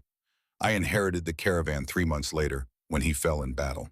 She looked at Brennan, something like horror in her amber eyes. "Wade's son died because of my brother, and now he wants me to pay for Thrak's sins." "We have 3 days," Brennan said. "We need a plan." Grash stepped forward from his corner, his scarred face grim.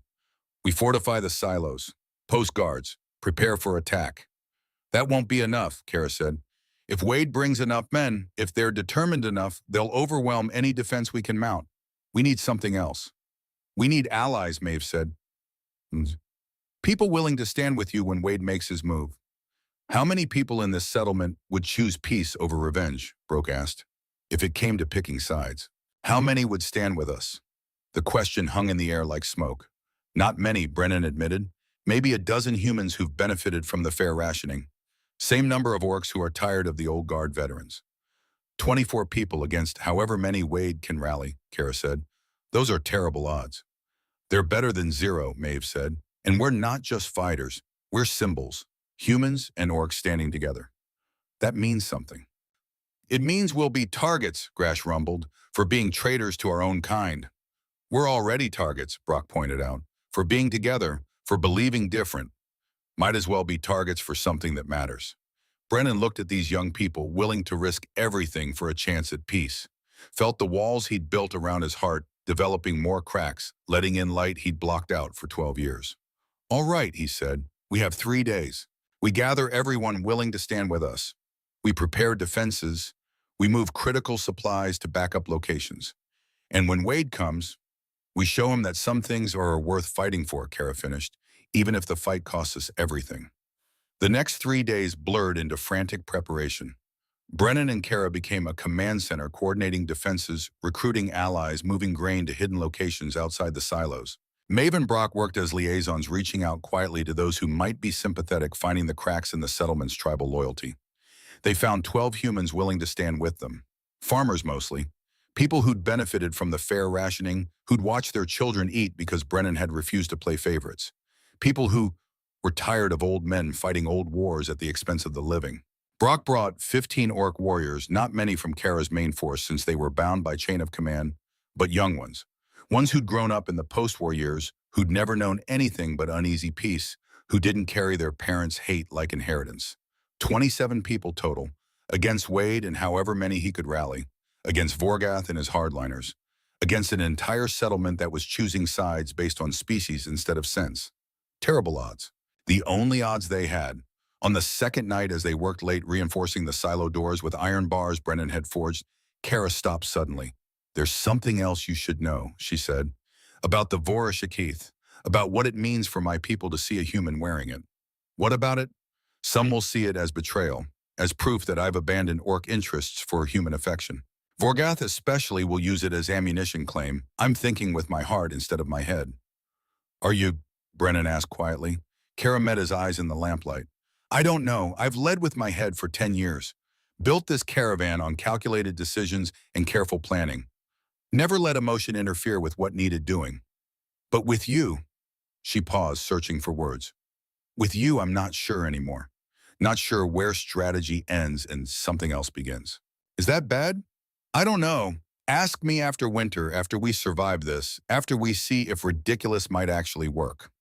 They stood there in the cold warehouse, surrounded by grain and ledgers and the weight of impossible choices, and something passed between them that didn't need words.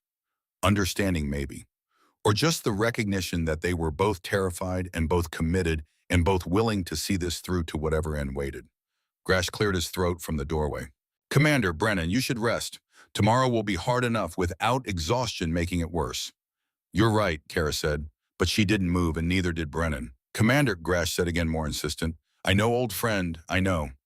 Finally they separated, Kara to her quarters in the caravan camp, Brennan to his cold forge, both lying awake staring at ceilings, thinking about what morning would bring.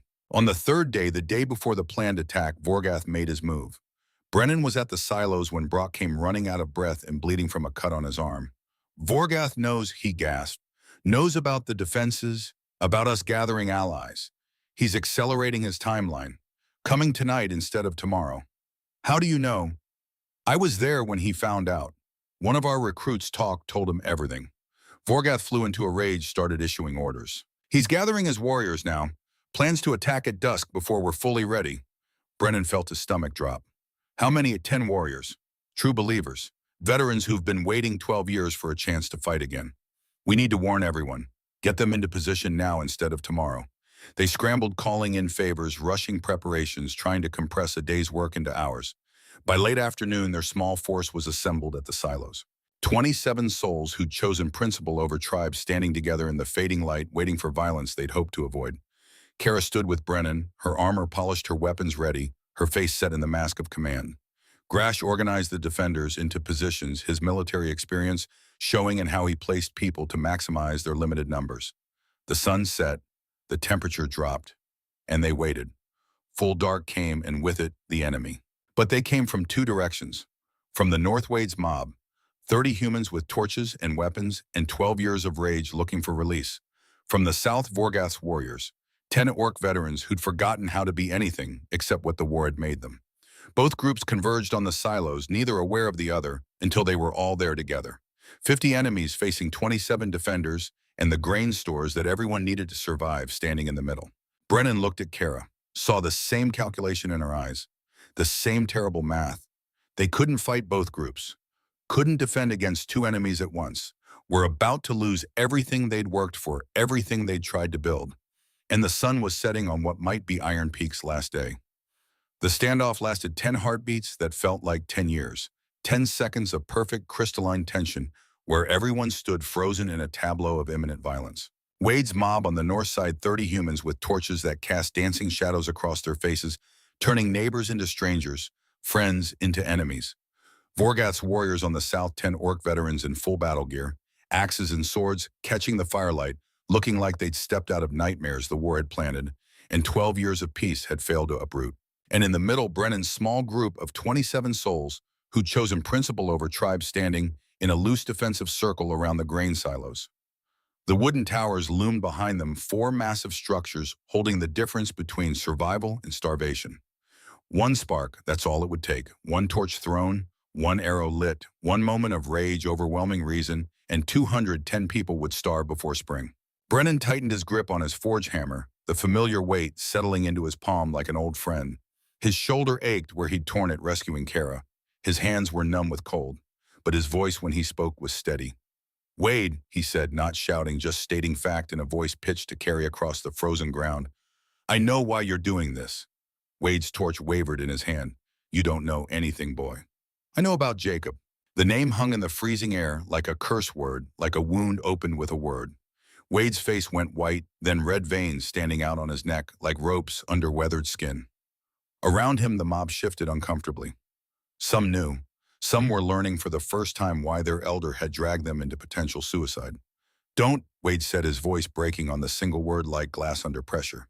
Don't you dare speak his name. You don't have the right. You didn't know him. Didn't watch him grow.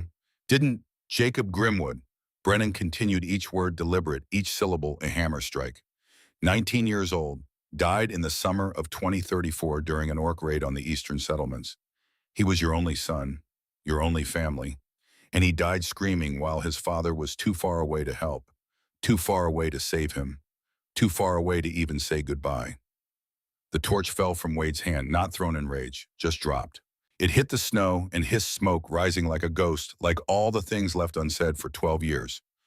How do you know that? Wade whispered, and the pain in his voice was so raw it hurt to hear, like listening to someone's soul crack open. Because I know what loss sounds like, Brennan said, taking a step forward, leaving the defensive line, exposing himself to both mobs. Because I lost Sarah the same way. Same year, same raids. Same screaming nightmares that never stop, that wake you up at 3 in the morning drenched in sweat because you can still hear her voice calling for help that never came. He took another step, Kara's hand reaching for him and missing Grash's voice calling him back and ignored. I know you've spent 12 years wanting someone to pay. Brennan continued, walking toward Wade like a man walking into fire. Someone to hurt the way you've hurt. Someone to suffer so your suffering has meaning. I know because I've wanted the same thing. Wanted to find the orc who took Sarah and make them feel what I felt. Wanted revenge so badly I could taste it like copper in my mouth. Then you understand, Wade said desperately, his voice cracking. You understand why this has to happen. Why they have to pay. I understand why you think it has to happen. But Wade, look at what you're about to do. Really look. Brennan gestured to the people around them. Maeve, barely 25, who'd volunteered to stand between armies. Brock, who'd chosen love over loyalty to his species. Young humans who'd never seen the war, who'd grown up knowing only the uneasy peace. Young orcs who didn't carry their parents' hate like birthright. These people didn't kill Jacob, Brennan said, his voice cutting through the cold air like a blade. They weren't even alive when it happened. You burn these silos, you kill them. You kill everyone, human and orc. Old and young, guilty and innocent. You turn into exactly the thing that killed your son. You become the monster you hate. Shut up, Wade said, but there was no force behind it, no conviction.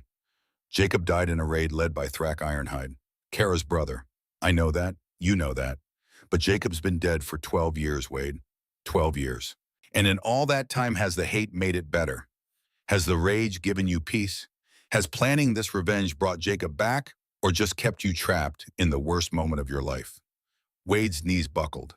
He caught himself on the man beside him, but barely, his entire body shaking with something that might have been rage or might have been grief, so old it had calcified into bone. Kara stepped forward slowly, carefully, like approaching a wounded animal that might attack or might flee. She moved past Brennan, past the defensive line, into the open space between the two mobs where violence waited like a held breath. Wade Grimwood, she said, her voice carrying across the frozen ground with the authority of command. I didn't know. I swear on my clan's honor, on everything my people hold sacred, I didn't know Thrak killed your son. But you're right to blame my family. My brother was a monster. He believed the only way to win was to make you fear us more than death itself. She reached up, removed something from around her neck. The medallion, old iron etched with orc runes hanging on a leather cord stained dark with age and what might have been blood. Brennan had seen her wear it every day, touch it sometimes when she thought no one was watching, like a reminder or a penance or a promise. This was his, she said, holding it out toward Wade like an offering or a sacrifice.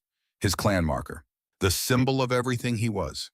Everything he believed, everything he did in the name of orc victory. I've worn it for 12 years as a reminder.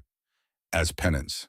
As promise that I would never be what he was, that I would build something better from the ashes he left. She took another step toward Wade, the medallion extended in her green hand, firelight glinting off the old iron. Take it. she said, her voice rough with emotion she usually kept locked away. Destroy it. Melt it down. Throw it in the ravine where Brendan found me. I don't care. But know this killing me won't bring Jacob back. Burning these silos won't ease your pain. It will just create more Wades, more fathers who lost sons, more grief that never heals. Is that the world you want to leave behind? Is that Jacob's legacy? That his death led to more death, more loss, more fathers standing in the snow 12 years later, planning revenge that solves nothing. Wade stared at the medallion like it was a snake, like touching it would poison him. His hand reached out, trembling so badly Brennan could see it from 10 feet away. His fingers closed around the iron, and he made a sound that wasn't quite human. A howl of grief so raw and ancient, it seemed to come from the earth itself, from some deep place where all the world's sorrow lived. He fell to his knees in the snow, the medallion clutched in his fist, and wept. Not quiet tears, not dignified mourning, but the kind of crying that came from a soul cracking open from 12 years of carefully maintained rage, finally breaking to reveal the grief underneath. The father who'd never gotten to bury his son, who'd never gotten closure, who'd fed his pain until it became the only thing keeping him alive, because letting go meant losing the last connection to the boy who'd loved books and wanted to be a teacher. He was 19, and Wade sobbed, the words broken by gulping breaths. My boy was 19. He wanted to teach literature, loved poetry, used to read me sonnets while I worked in the fields. He wasn't even a soldier. He was just there, just in the wrong place. And they killed him anyway, cut him down like he was nothing. The mob behind him stood frozen, watching their elder break apart. I held his body, Wade continued, tears freezing on his weathered cheeks, turning to ice as they fell. I held him, and he was so cold, so broken. I couldn't even recognize his face. My own son, and I couldn't recognize him. I had to identify him by the scar on his hand from when he'd cut himself whittling as a child. That's all I had left, a scar on a cold hand attached to a body that used to be my boy. Kara knelt in the snow beside him, this orc merchant leader, this woman of power and authority, kneeling in front of the man who'd tried to destroy her. I'm sorry, she said simply, and the words carried weight that apologies rarely had. For your son, for your pain, for my brother's crimes, I can't fix it, can't undo it, can't apologize enough to make the wound stop bleeding. But I can promise you that no other father will lose a son because of me. That's why I built the trade routes. That's why I'm here. That's why I've spent 10 years trying to prove we can be something other than what the war made us. Wade looked at her through tears, seeing not green skin and tusks, but another person carrying another unbearable weight. I can't, he whispered. I can't just let go. The hate is all I have left of him. If I let go of the rage, what do I have? What's left? You have his memory, Brennan said, kneeling on Wade's other side, ignoring the cold seeping through his pants. You have the 19 years you got with him. You have the choice to make his death mean something other than more death. You have the chance to be the father he'd be proud of instead of the one his death created. For a long moment, the only sound was Wade's ragged breathing and the crackle of dying torches in the snow. Then from the back of the human mob, a woman's voice. Wade, please.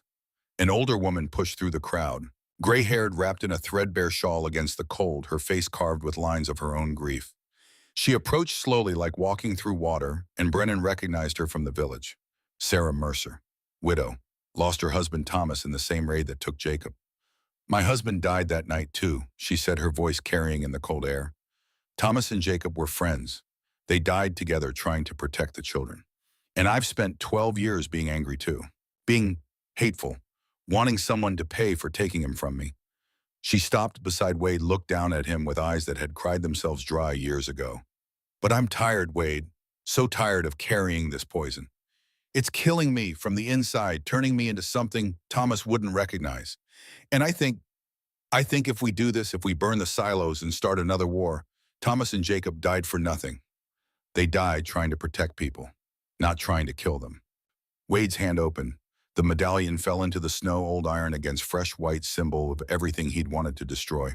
I don't know how, he said, the words barely audible. I don't know how to let go. One choice at a time, Brennan said gently, the way you'd talk to someone on the edge of a cliff. Starting now, starting here. You stand down, you send your people home. You let us survive this winter. And tomorrow you make the next choice. And the day after that, another. Until one day it's not a choice anymore. It's just who you are. Wade's shoulders shook. His weathered hands clenched and unclenched in the snow. The entire settlement seemed to hold its breath, waiting to see which way the moment would break. Then he nodded, just once, barely perceptible, but real. He stood slowly like a man twice his age, his joints protesting, his body moving like it weighed 1,000 pounds. Turned to face his mob, his people, the humans who'd followed him to the edge of violence. "Go home," he said, his voice hoarse but clear. "Everyone, it's over." Murmurs rippled through the crowd. Confusion, relief, some anger from those who'd wanted violence, who'd built themselves up for battle, and now had nowhere to put the adrenaline. "That's it," someone shouted. "We just let them win. Let the orcs keep controlling our food." "Nobody wins," Wade said, turning to face the voice. "Nobody loses. We survive. Together, or we die. Separately. Those are the choices. I'm choosing survival. Anyone who wants to choose different can leave Iron Peak tonight and find out how long they last alone in winter." The challenge hung in the air. No one moved to leave. Slowly, reluctantly, the mob began to disperse. Torches dropped in the snow, hissing and dying, weapons lowered. People trudging back toward the settlement proper. Some glancing back like they couldn't quite believe what had just happened. Others walking with shoulders slumped in relief or disappointment. Wade stood there as they left alone in the snow, the medallion at his feet like an anchor he'd finally cut loose. Sarah Mercer touched his arm gently. "Come on, old friend, let's go home." They walked away together, two people who'd lost everything learning to carry it differently. Brennan exhaled, feeling tension drain from his shoulders. They'd done it.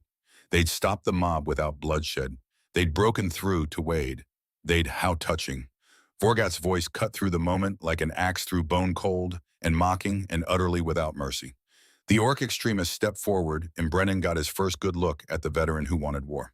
Vorgath was massive, even by orc standards, 7.5 feet of muscle and scars, and barely contained violence.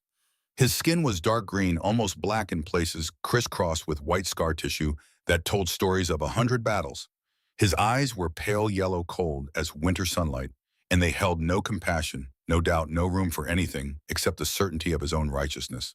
He wore armor from the war, dented and scarred, but maintained with obsessive care, and carried a war axe that looked like it had been forged specifically to kill humans efficiently. "The old human weeps for his dead son," Vorgath said, contempt dripping from every word like poison. "And Kara the weak kneels in the dirt to comfort him. Pathetic, both of you. Absolutely pathetic." Kara stood, her hand moving to the axe at her belt, her posture shifting from grief to combat readiness in a heartbeat. "Vorgath, you're outnumbered and outmatched. Wade's people are gone. You have 10 warriors. I have 15 plus these humans willing to fight. Stand down before you get yourself and your followers killed for nothing." Vorgath laughed, a harsh grating sound like metal scraping stone. "You think numbers matter? You think these soft humans and softer orcs who've forgotten their strength could stop warriors who remember what it means to be orc? We are conquerors, Kara. We take what we want and destroy what we don't. Your brother Thrak knew that. He understood." "Thrak was a monster who died for his monstrosity," Kara said flatly. "His way led to war, to death on both sides, to loss that still echoes 12 years later. I've spent a decade building something better." "You've spent a decade betraying everything he fought for," Vorgath roared, his voice carrying across the frozen ground like thunder. "We were winning. We controlled the trade routes. We had them on the run. And then the peace came, and you surrendered everything Thrak had built with his blood. Everything he'd bled for. You traded warrior pride for merchant coin. You bowed to humans when you should have been breaking them." "Thrak's way led to his death, in the death of thousands," Kara shot back. "I'm alive. My caravan is alive. The orcs who follow me eat and sleep warm, and don't wake up wondering if today is the day they die in some pointless battle. That's not weakness. That's wisdom." "It's cowardice." Vorgath's axe came up, pointing at Kara like an accusation. "You shame his memory. You shame our people. You shame everyone who died believing we would build an orc empire instead of becoming servants to human mercy." Grash moved from his position, placing himself between Vorgath and Kara, a wall of scarred muscle and unwavering loyalty. "That's enough, Vorgath. You're speaking to your commander. Show respect or face consequences." "She's no commander of mine," Vorgath spat. "She's a traitor who wears orc skin but thinks with a human heart. Look at her wearing that human's betrothal mark around her neck. She's given herself to him, given orc honor to a human blacksmith, given everything our people fought for to the enemy. He turned to address his warriors, 10 veterans who stood ready behind him, their faces set in the hard lines of men who'd found purpose in violence and never learned to let it go. "We don't need permission," Vorgath said to them. "We don't need numbers. We are warriors. We'll burn these silos, drive out the humans, and take back what's ours. If Kara won't lead us to victory, we'll achieve it without her. For Thrak, for the fallen, for the Orc Empire that should have been." He raised his weapon high, and his warriors echoed the gesture, axes and swords glinting in the firelight. "Now," Vorgath shouted, "for Orc glory," he charged. His warriors followed, war cries tearing from their throats, weapons raised, moving with the brutal efficiency of soldiers who'd trained together for years. They weren't just angry civilians with torches. They were battle-hardened killers who knew exactly how to fight and exactly how to kill. Brennan's group shifted into defensive positions, the mixed force of humans and orcs forming a hasty line between the charging warriors and the grain silos. Maeve and Brock flanked Brennan, weapons ready, fear visible in their eyes but standing their ground anyway. The young fighters, humans and orcs who'd never wanted to be warriors, grabbed whatever weapons they had and prepared for violence they'd hoped to avoid. Kara moved like water, and lightning combined, her axe dancing in precise arcs as she met Vorgath's charge. Steel rang on steel, the sound sharp and clear in the cold air. She was faster than the veteran, more technically skilled. Her movements, economy, and grace where his were power and rage. But Vorgath had something she didn't: the complete willingness to kill without hesitation. His axe found gaps in her defense, struck blows that she barely deflected, forced her backwards step by step. Kara was trying not to murder her own people, trying to disarm rather than kill, and it put her at a disadvantage against someone who had no such compunction. Around them, the battle raged. Grash led a group of Kara's loyal warriors against Vorgath's veterans, orc fighting orc, in a civil war that had been brewing since the peace began. Broke and 3 other guards formed a wall, protecting the human fighters who had less combat experience, absorbing attacks, defending, refusing to break. Maeve fought with a pitchfork like her life depended on it, because it did jabbing and defending and showing surprising skill for someone who'd never been a soldier. The young humans, farmers, and craftsmen who'd never seen real combat held their ground through sheer desperate courage, helping each other, protecting each other, refusing to run, even when running would have been smarter. Brennan swung his forge hammer, the familiar weight and extension of his arm. He wasn't a warrior, had never been trained for combat, but he'd shaped iron for 20 years, and his muscles knew how to strike with precision and power. He caught an orc blade mid-swing, deflected it into the snow, followed up with a blow to the warrior's midsection that sent him sprawling. But Vorgath's veterans were cutting through them like scythes through wheat. 2 of Kara's younger warriors went down with serious wounds. A human fighter took an axe blow to the shoulder and collapsed screaming. Brock was bleeding from a gash across his ribs, but still fighting, still protecting Maeve, still refusing to fall. They were losing, slowly but inevitably being pushed back toward the silos, the defensive line crumbling under assault from warriors who'd spent 12 years wanting exactly this: more violence, more war, more purpose found in destruction. Vorgath broke through Kara's guard with a brutal overhead strike. Vorgath raised his axe for the killing. Vorgath raised his axe for the killing, strike murder in his yellow eyes. 12 years of resentment focused into one blow that would end Kara's life and everything she'd built. Grash hit him like a battering ram. The big orc tackled Vorgath away from Kara, both of them going down in a tangle of limbs and armor and furious struggle.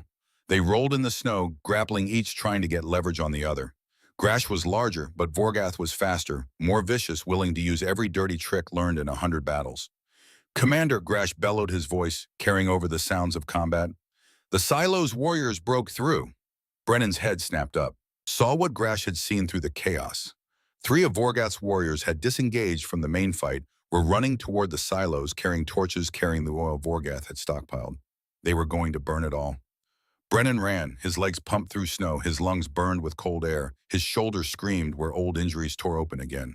But he ran because stopping wasn't an option, because letting them reach those silos meant everyone died, because sometimes you ran toward danger instead of away, and hoped speed was enough. He caught the first warrior at Silo 1's door, swung his hammer in a desperate arc, connected with the orc's knee with a crack like breaking wood. The warrior went down, howling, torch spinning away into the snow where it hissed and died. The second warrior turned, bringing his axe around in a swing meant to decapitate. Brennan ducked under it, came up inside the orc's guard, drove the hammer into his solar plexus with all the strength 20 years of forge work had built. The warrior folded, gasping for air, his weapon falling from slack fingers. The third had reached Silo Two's wall, had the oil, was pouring it against the wooden planks in a dark stream that smelled like death and burning. Reaching for his torch with hands that shook with eagerness or cold, or the terrible anticipation of finally getting to do the thing he'd been dreaming about for 12 years. Brennan threw the hammer. It wasn't a throwing weapon, wasn't balanced for it, wasn't designed for anything except striking metal on an anvil. But Brennan had shaped iron since he was 16, had developed aim. Most men never achieved knew exactly how to make the weight travel. The hammer flew true. It hit the warrior in the temple with a sound like a bell being struck, like the universe ringing with the note of impact. The orc dropped instantly unconscious before he hit the ground, the torch falling from his hand. The torch rolled toward the oil-soaked wall flames, bright and eager, and seconds away from igniting everything. Brennan dove, grabbed the torch barehanded, felt his palms sear with agony as wood and fire met flesh, smelled his own skin burning, but held on anyway because the alternative was watching 210 people starve. He threw it as far as his screaming muscles could manage, out into the snow where it landed and hissed and died. He collapsed against the silo wall, cradling his burned hand, breathing in ragged gasps that hurt his lungs. The pain was extraordinary white-hot agony radiating up his arm and into his shoulder and through his entire body. But the silo was safe, the grain was safe, the settlement's survival was safe. For now, behind him, the sounds of fighting continued, steel on steel, screams of pain and rage, the terrible music of combat. He forced himself up, staggered back toward the battle, weaponless now, but refusing to stay down while others fought. The scene he returned to was chaos and blood and desperate struggle. Kara was on her feet again, one hand pressed to her bleeding side, the other wielding her axe with grim determination despite the wound. Grash and Vorgath were still locked in brutal combat, rolling and striking and trying to kill each other with the particular hatred of brothers who'd chosen opposite sides. But the tide was turning. Vorgath's warriors were tiring, bleeding, realizing that the easy victory they'd expected wasn't coming. The defenders, human and orc fighting side by side, had found a rhythm, were working together instead of separately, were protecting each other instead of just themselves. Then Vorgath's hand found something in his belt. A glass bottle, oil inside the special kind he'd stockpiled, the orc fire oil that burned hot enough to melt iron. He smashed it against the wooden wall of Silo 3, the liquid spreading across the planks in a dark stain, pulled out flint and steel with hands that were bleeding and shaking. "If I can't have victory," he snarled at Grash, at Kara, at everyone, "no one gets anything. We all burn together." Grash looked at the oil spreading across the silo wall, at Vorgath preparing to light it, at the building full of grain that represented survival for 200 people who didn't deserve to die for one man's pride, at Kara wounded and still fighting, still trying to protect both her people and the humans she'd promised to feed, at everything he'd sworn to guard. He made his choice. Grash tackled Vorgath just as the sparks caught, driving them both through the silo door into the building, where oil-soaked wood was beginning to catch fire. Smoke billowed. Flames spread with horrifying speed, climbing the walls, reaching for the rafters where grain dust hung in the air like invisible explosives. Vorgath tried to pull away, but Grash held him, wrapped his massive arms around the extremist, and refused to let go, even as the heat intensified, even as the smoke choked, even as the building groaned with the sound of support beams beginning to fail. "No!" Kara screamed, running toward the silo, her wounded side forgotten, in the horror of watching her most loyal warrior choose death. "Grash, no, get out. That's an order." Brennan caught her, held her back as the flames roared higher, as the heat became too intense to approach, as the doorway filled with smoke and fire, and the terrible certainty of what was happening inside. Through the flames, through the smoke, Grash's voice, loud, clear, speaking in Orcish first, then Common, so everyone could understand. "Vorash, Commander, the Orc word for unbreakable, for eternal bond, for loyalty beyond death. Keep them safe, both sides. That's my last order to you." Kara translated through her tears, her voice breaking on every word. "Unbreakable bond, Commander. Keep them safe." Then quieter words meant just for Vorgath, but carrying in the sudden silence, as everyone stopped fighting to watch, "You wanted to die a warrior. Congratulations. We both get that wish. But you're not dying alone. I'll make sure of that." The silo collapsed. Wooden beams fell inward with a sound like the world ending, crushing everything beneath. Flames roared up into the night sky, consuming timber and grain, and two orcs who'd chosen opposite paths. One who'd wanted war, one who'd wanted peace. Both dead now. Both ashes. Both gone. The remaining extremist warriors saw their leader die, saw the silo burn, saw that their violent revolution had ended in fire and failure. They broke, dropped weapons, ran, disappeared into the forest on the settlement's edge, leaderless and defeated, and probably not stopping until they were far from Iron Peak and the consequences of choices made in rage. The battle was over. Brennan's people stood amid the carnage, bleeding and burned and traumatized, but alive. 6 wounded seriously enough to need immediate medical attention, 3 with broken bones. Brennan's hand was ruined, the palm already blistering grotesquely. Kara's side needed stitches immediately or she'd bleed out. Brock could barely stand from blood loss but was still upright, still holding Maeve's hand. And one entire silo was burning, the flames too intense to fight, too hot to approach, a pillar of smoke rising into the night sky like a funeral pyre for everything they tried to build. Maeve and Brock organized the wounded, got them moving toward the medical station, where the settlement's doctor and orc healer would have to work together or watch people die. The young fighters, humans and orcs, who'd never wanted to be warriors, helped each other, walk supporting, carrying, becoming something new in the process of surviving something terrible. Kara stood watching the fire consume what had been Grash's tomb, and Vorgath's tears cutting tracks through the soot and blood on her face. Her hand still pressed to her bleeding side, the wound serious but not immediately fatal if she got help soon. "He saved us," she said quietly, her voice raw with grief and smoke inhalation. "Saved everyone. Both sides, and I couldn't save him." He knew what he was doing, Brennan said, his own voice rough. He wanted to put a hand on her shoulder, but his burned palm made the gesture impossible. He made the choice, same as we all did, same as Wade, same as those kids who stood with us. He chose what mattered more than his life. It's not fair. No, it's not, but nothing about this is fair. War isn't fair. Peace isn't fair. Survival isn't fair. We just do the best we can and hope it's enough. Around them, the settlement woke to the aftermath. People emerged from homes, saw the smoke came running. Wade arrived, his face gray with shock and something that might have been regret, and immediately started organizing bucket brigades, even though the fire in Silo 3 was already too far gone to save. By dawn, the fire had burned itself out, leaving a blackened skeleton where a building had been. 1 silo destroyed completely, 3 saved. The math had changed again, and not in their favor. 20% of their remaining grain supplies turned to ash and smoke. 6 weeks of food instead of 8. Still facing 16 weeks of winter with reserves that wouldn't last. Still not enough. Still facing starvation. But alive. Still here. Still fighting. That evening, after the wounded had been tended and the dead counted, miraculously only Grash and Vorgath, though several were injured badly enough that survival wasn't guaranteed, an emergency council convened in the meeting hall. Every seat filled, standing room only. The entire settlement packed in to hear what happened next, what came after violence had failed to solve their problems. Brennan stood before them, his hand wrapped in bandages soaked through with blood and fluid from the burns, his body aching from a dozen impacts he didn't remember receiving. Kara beside him, stitched and bound, pale from blood loss but standing. Wade beside them both, the 3 of them forming an unlikely trinity of leadership. The hall was silent as Brennan began. "We lost Silo 3 last night, lost the grain it contained. We're down to 6 weeks of food, and winter shows no signs of being merciful. The math still doesn't work. We're still facing starvation unless something changes." Murmurs rippled through the crowd, fear and anger, and the particular desperation of people who'd hoped the violence would solve things and were learning it had only made them worse. "But," Brennan continued, his voice cutting through the noise, "we also proved something last night. Proved that humans and orcs can stand together when it matters. That we can defend each other instead of attacking. That we can be something other than what the war made us." He paused, let that sink in. Grashkara's head sentinel died last night, stopping Vorgath from burning everything.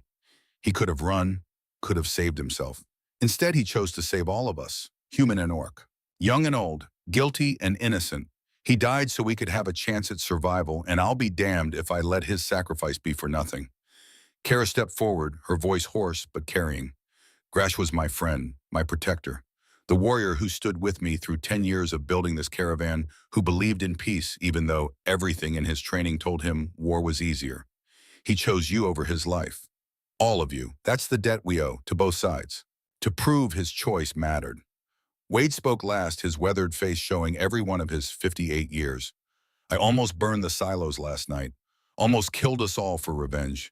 For hate I've carried so long. I forgot it was a choice, but I didn't. We didn't. Because people like Brennan and Kara and Grash showed me there was another way. showed me Jacob wouldn't have wanted his death to cause more death. He looked out at the crowd, at faces he'd known for decades, at people who'd followed him to the edge of violence and back. "I'm proposing we make the peace council permanent," he said. "Was humans, 6 orcs rotating leadership. Equal power, equal voice. We govern together or not at all. We make decisions together or we make none. We survive together or we die separately." The vote was still close, 18-4, 14 against, but it passed. The Peace Council was established that night with Wade and Kara as the first co-chairs and Brennan as permanent mediator, with the authority to break ties when the council deadlocked. It wasn't perfect. It wasn't even good. But it was better than burning. The weeks that followed were brutal in ways that had nothing to do with violence and everything to do with slow grinding survival. The 6 weeks of grain became 5 as they discovered more spoilage from smoke damage. Became 4.5 when a storage error cost them 3 days of supplies. The rationing got deeper. Meals became smaller. People got thinner. The elderly weakened. The very young struggled. Every morning brought the question of who would wake up and who wouldn't, who had the strength to keep going, and who'd finally reach their limit. But the hunting parties mixed teams of humans and orcs working together brought in more game than anyone expected. Deer and elk from the mountains, small game from the forests, fish from the half-frozen streams. Not enough to replace the grain, but enough to supplement, to keep people from the worst of starvation. Trade caravans arrived from neighboring settlements, word having spread about Iron Peak's integrated council. They brought grain bought with promises of future trade, with agreements to share the Peace Council model, with the understanding that what happened here mattered beyond just 210 souls. It was still hard, still desperate, still a daily struggle, but they made it. Winter lasted 23 weeks that year, 1 week shorter than the worst projections, but still longer than they'd hoped. When spring finally came in late March, when the snow melted and the first green shoots appeared, Iron Peak had lost 11 people, 4 elderly who'd given their rations to younger family members and quietly weakened until they slept and didn't wake. 3 infants who hadn't had the strength to survive on reduced nutrition. 2 adults from accidents during the desperate hunting expeditions. 1 young orc from infection after a wound from the battle turned septic. 1 human from simple exhaustion, their body giving out after months of doing too much on too little. 11 lives, 11 funerals, 11 graves dug in ground that had finally thawed enough to accept bodies. But 199 survived. Against mathematics that said they shouldn't, against odds that said they couldn't. They survived because they chose to, because they worked together, because they refused to let the worst parts of their history determine their future. 2 months after winter ended, on the first warm day, when flowers bloomed and the world smelled like possibility, Brennan and Kara stood before the settlement and spoke vows that blended human and orc traditions into something entirely new. Wade officiated, speaking words that acknowledged both cultures, both histories, both futures. The ceremony culminated at Brennan's expanded forge, now called the Unity Forge, where they heated iron together and shaped it in tandem, hammering in rhythm until 2 rings emerged, still warm from the fire. 1 ring had Brennan's name in human script and Kara's in orcish runes. The other had the reverse. They slipped them on each other's fingers, still warm, and spoke the vows. Brennan's were simple. "I choose you, not for debt, not for politics, not for what you represent, but because you've shown me that walls can come down without the world ending. Because you've taught me that isolation is safety, but also death. Because with you, I'm learning to be alive again, instead of just surviving." Kara's were equally direct. "I choose you, not because you're human or I'm orc, but because you're the first person in 10 years who saw me as more than my power. Because you taught me that strength isn't just in conquest, but in choosing peace when war would be easier. Because with you, I've learned that the strongest bonds are forged in fire, and we've been through enough fire to make ours unbreakable." They touched foreheads in the orc tradition and kissed in the human one, creating new tradition from old customs. The settlement attended, not all of them happy, but all of them present. Maeve and Brock stood as witnesses. The first mixed couple, now joined by a second. The young fighters from the battle stood together, humans and orcs mixed, having become friends through shared trauma. It wasn't a fairy tale ending. It wasn't perfect. But it was real, and it was theirs, and it was the beginning of something that might actually last. 10 years passed. Iron Peak changed in ways both visible and subtle. The Peace Council model spread to 12 other settlements across the Montana territory. Mixed patrols became standard. Combined markets, human-orc marriages common enough to stop being scandalous. A generation growing up knowing trade routes instead of raid routes, knowing cooperation instead of conquest. The Unity Forge became a teaching institution where Brennan and later others trained apprentices of both species in the art of shaping metal. 6 students at a time, always mixed 3 human and 3 orc, learning to work together from the start. Brennan and Kara had 2 children. First came Sarah, a daughter born 9 months after their wedding, half human, half orc, with greenish skin and amber eyes and her father's stubborn jaw. She was 8 years old now, learning to work the forge under Brennan's watchful guidance, showing surprising aptitude for someone so young. Their second child, a son they named Tom, after the human Thomas who died with Jacob trying to honor both the human and orc losses, was born 2 years later. The pregnancy was difficult from the start.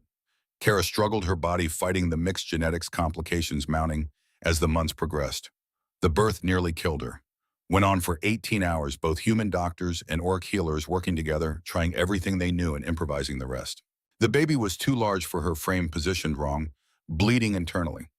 Kara held Brennan's hand and whispered, Vorash, one last time, the word for unbreakable bond, for eternal loyalty, for love that survived even death. Then the light left her eyes. The baby Tom followed an hour later, too traumatized by the birth, too weak to survive outside the womb, too caught between 2 species to thrive in either. He died in Brennan's arms, this tiny perfect thing that had cost everything and lasted minutes. Brennan buried his wife on the hill overlooking Iron Peak beside the memorial stone for Grash. 2 markers, 2 sacrifices for peace, 2 people who'd paid the price so others could live without fear. He buried his son beside his mother, this child who'd never gotten to live, who'd never gotten to see the world his parents had built, who represented possibility and loss in equal measure. The settlement mourned with him, human and orc alike, bringing food and offering support and making sure the blacksmith and his 8-year-old daughter never wanted for help. Wade stepped into the role of grandfather figure, his own grief over Jacob transformed by years of choosing differently into something that could nurture instead of destroy. He taught Sarah to read the same way he taught Jacob poetry, trying to build instead of mourn. Brennan raised Sarah alone, working the forge and teaching apprentices and serving on the Peace Council when needed. The work kept him functional, kept him moving forward when grief would have pulled him under. He never remarried, never looked for another partner. Kara had been the person who taught him connection was possible after Sarah's loss, and losing her taught him that some connections were singular, irreplaceable, the kind that came once in a lifetime if you were lucky. But he had Sarah, had the forge, had the community they'd built together, had the knowledge that Kara's death had meant something, that her sacrifice had been the final price for a peace that actually held. On a crisp autumn morning, 10 years after the battle that had nearly destroyed everything, Brennan stood in the Unity Forge, teaching 6 apprentices, 3 human, 3 orc, all of them between 14 and 16 years old, how to temper steel. Sarah helped, her small hands surprisingly skilled. For someone just 8, her hybrid nature giving her strength beyond her size. She moved between the students, correcting grips, adjusting angles, channeling her mother's commanding presence and her father's patient precision. A messenger arrived, young woman travel-worn, carrying official papers with a territorial seal. Brennan Ashford, she asked. That's me. She handed him a sealed letter. He opened it with soot-stained fingers, read quickly, then read again to make sure he understood. Dad, Sarah asked, seeing his expression change. What is it? The Territorial Council wants to make our Peace Council system official law. Every settlement in Montana, federal mandate. They're calling it the Iron Peak Accords. The apprentices stopped working, staring at him, the news spreading among them like wildfire. Does that mean what you and Mom did? Sarah's voice was small and certain. It's going to be everywhere. Looks like it. He stared at the letter, thought about Kara, who'd never see this. Grash, who'd died for it. Wade, who'd almost destroyed it. Tom, who'd represented the continent. All the people who'd made choices, paid prices, sacrificed comfort for something better. The forge fire burned behind him. Apprentices worked metal. The smell of hot iron and coal smoke filled the air. The same smells that had filled this space for 30 years. The same work, but different purpose, different meaning. Outside Iron Peak went about its day. Humans and orcs trading in the market. Mixed families walking together. Children playing without seeing difference. The Peace Council meeting to discuss next year's planting season, arguments happening over crop rotation instead of species loyalty. On the hill overlooking it all, 3 memorial stones stood in a row. Kara Ironhide, Grash. Tom Ashford, builder guardian and the future that almost was. 3 lives given so others could live differently. The engravings read the same word in both languages. Vorash, unbreakable. Sarah touched her father's arm gently. Tell me about Mom again, about the storm. So Brennan did the way he did whenever she asked, keeping the memory alive through repetition. Told her about the blizzard and the rescue, about amber eyes and the refusal of gold, about standing between armies and choosing principle over safety, about a ring forged together in fire. He told her about Kara Ironhide, merchant leader, who'd been willing to die for peace and eventually had, who'd given her life not once but twice, first standing against the mob, then in childbirth for the possibility of a better world. And outside the revolution, they'd started the one they'd paid for in blood, in sacrifice, and grief continued, growing, spreading to other settlements, becoming not just possible but real. The hammer struck the anvil in steady rhythm, teaching the next generation. The fire burned, heating iron for new creations. The work continued, building something that might actually last.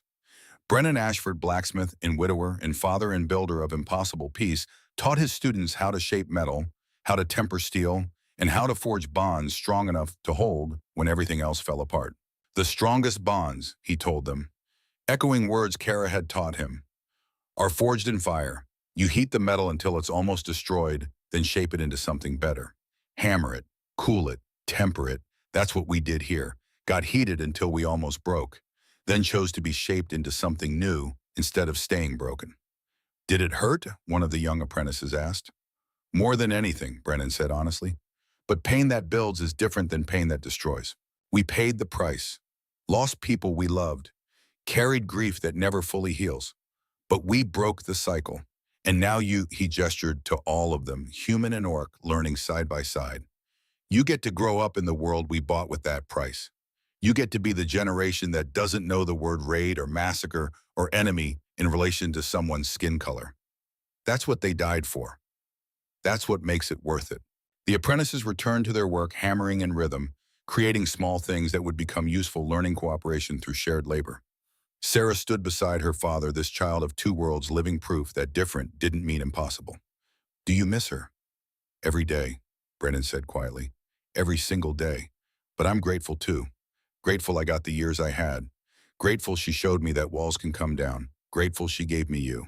Grateful she taught me that choosing love over fear, connection over isolation, hope over despair, that's not weakness. That's the bravest thing anyone can do. The sun set over Iron Peak, painting the sky in shades of orange and gold. The settlement prepared for evening, families gathering for meals, the peace council adjourning until tomorrow, the market closing for the night. On the hill, the three stones caught the last light, memorials to sacrifice that had purchased tomorrow. In the forge, Brennan and Sorrel and 6 apprentices continued their work, the sound of hammers on metal ringing out like bells, like promises, kept like the steady heartbeat of a community that had learned to survive together. The fire burned, the iron shaped, the world slowly and possibly became something better than what had come before. And though Kara Ironhide was gone, though Grash had fallen, though Baby Tom had never lived, their legacy remained, written in territorial law, taught in forges, lived in the mixed children who grew up knowing cooperation instead of conflict. The revolution was complete. The work continued. The bonds forged in fire and tempered by sacrifice held, unbreakable.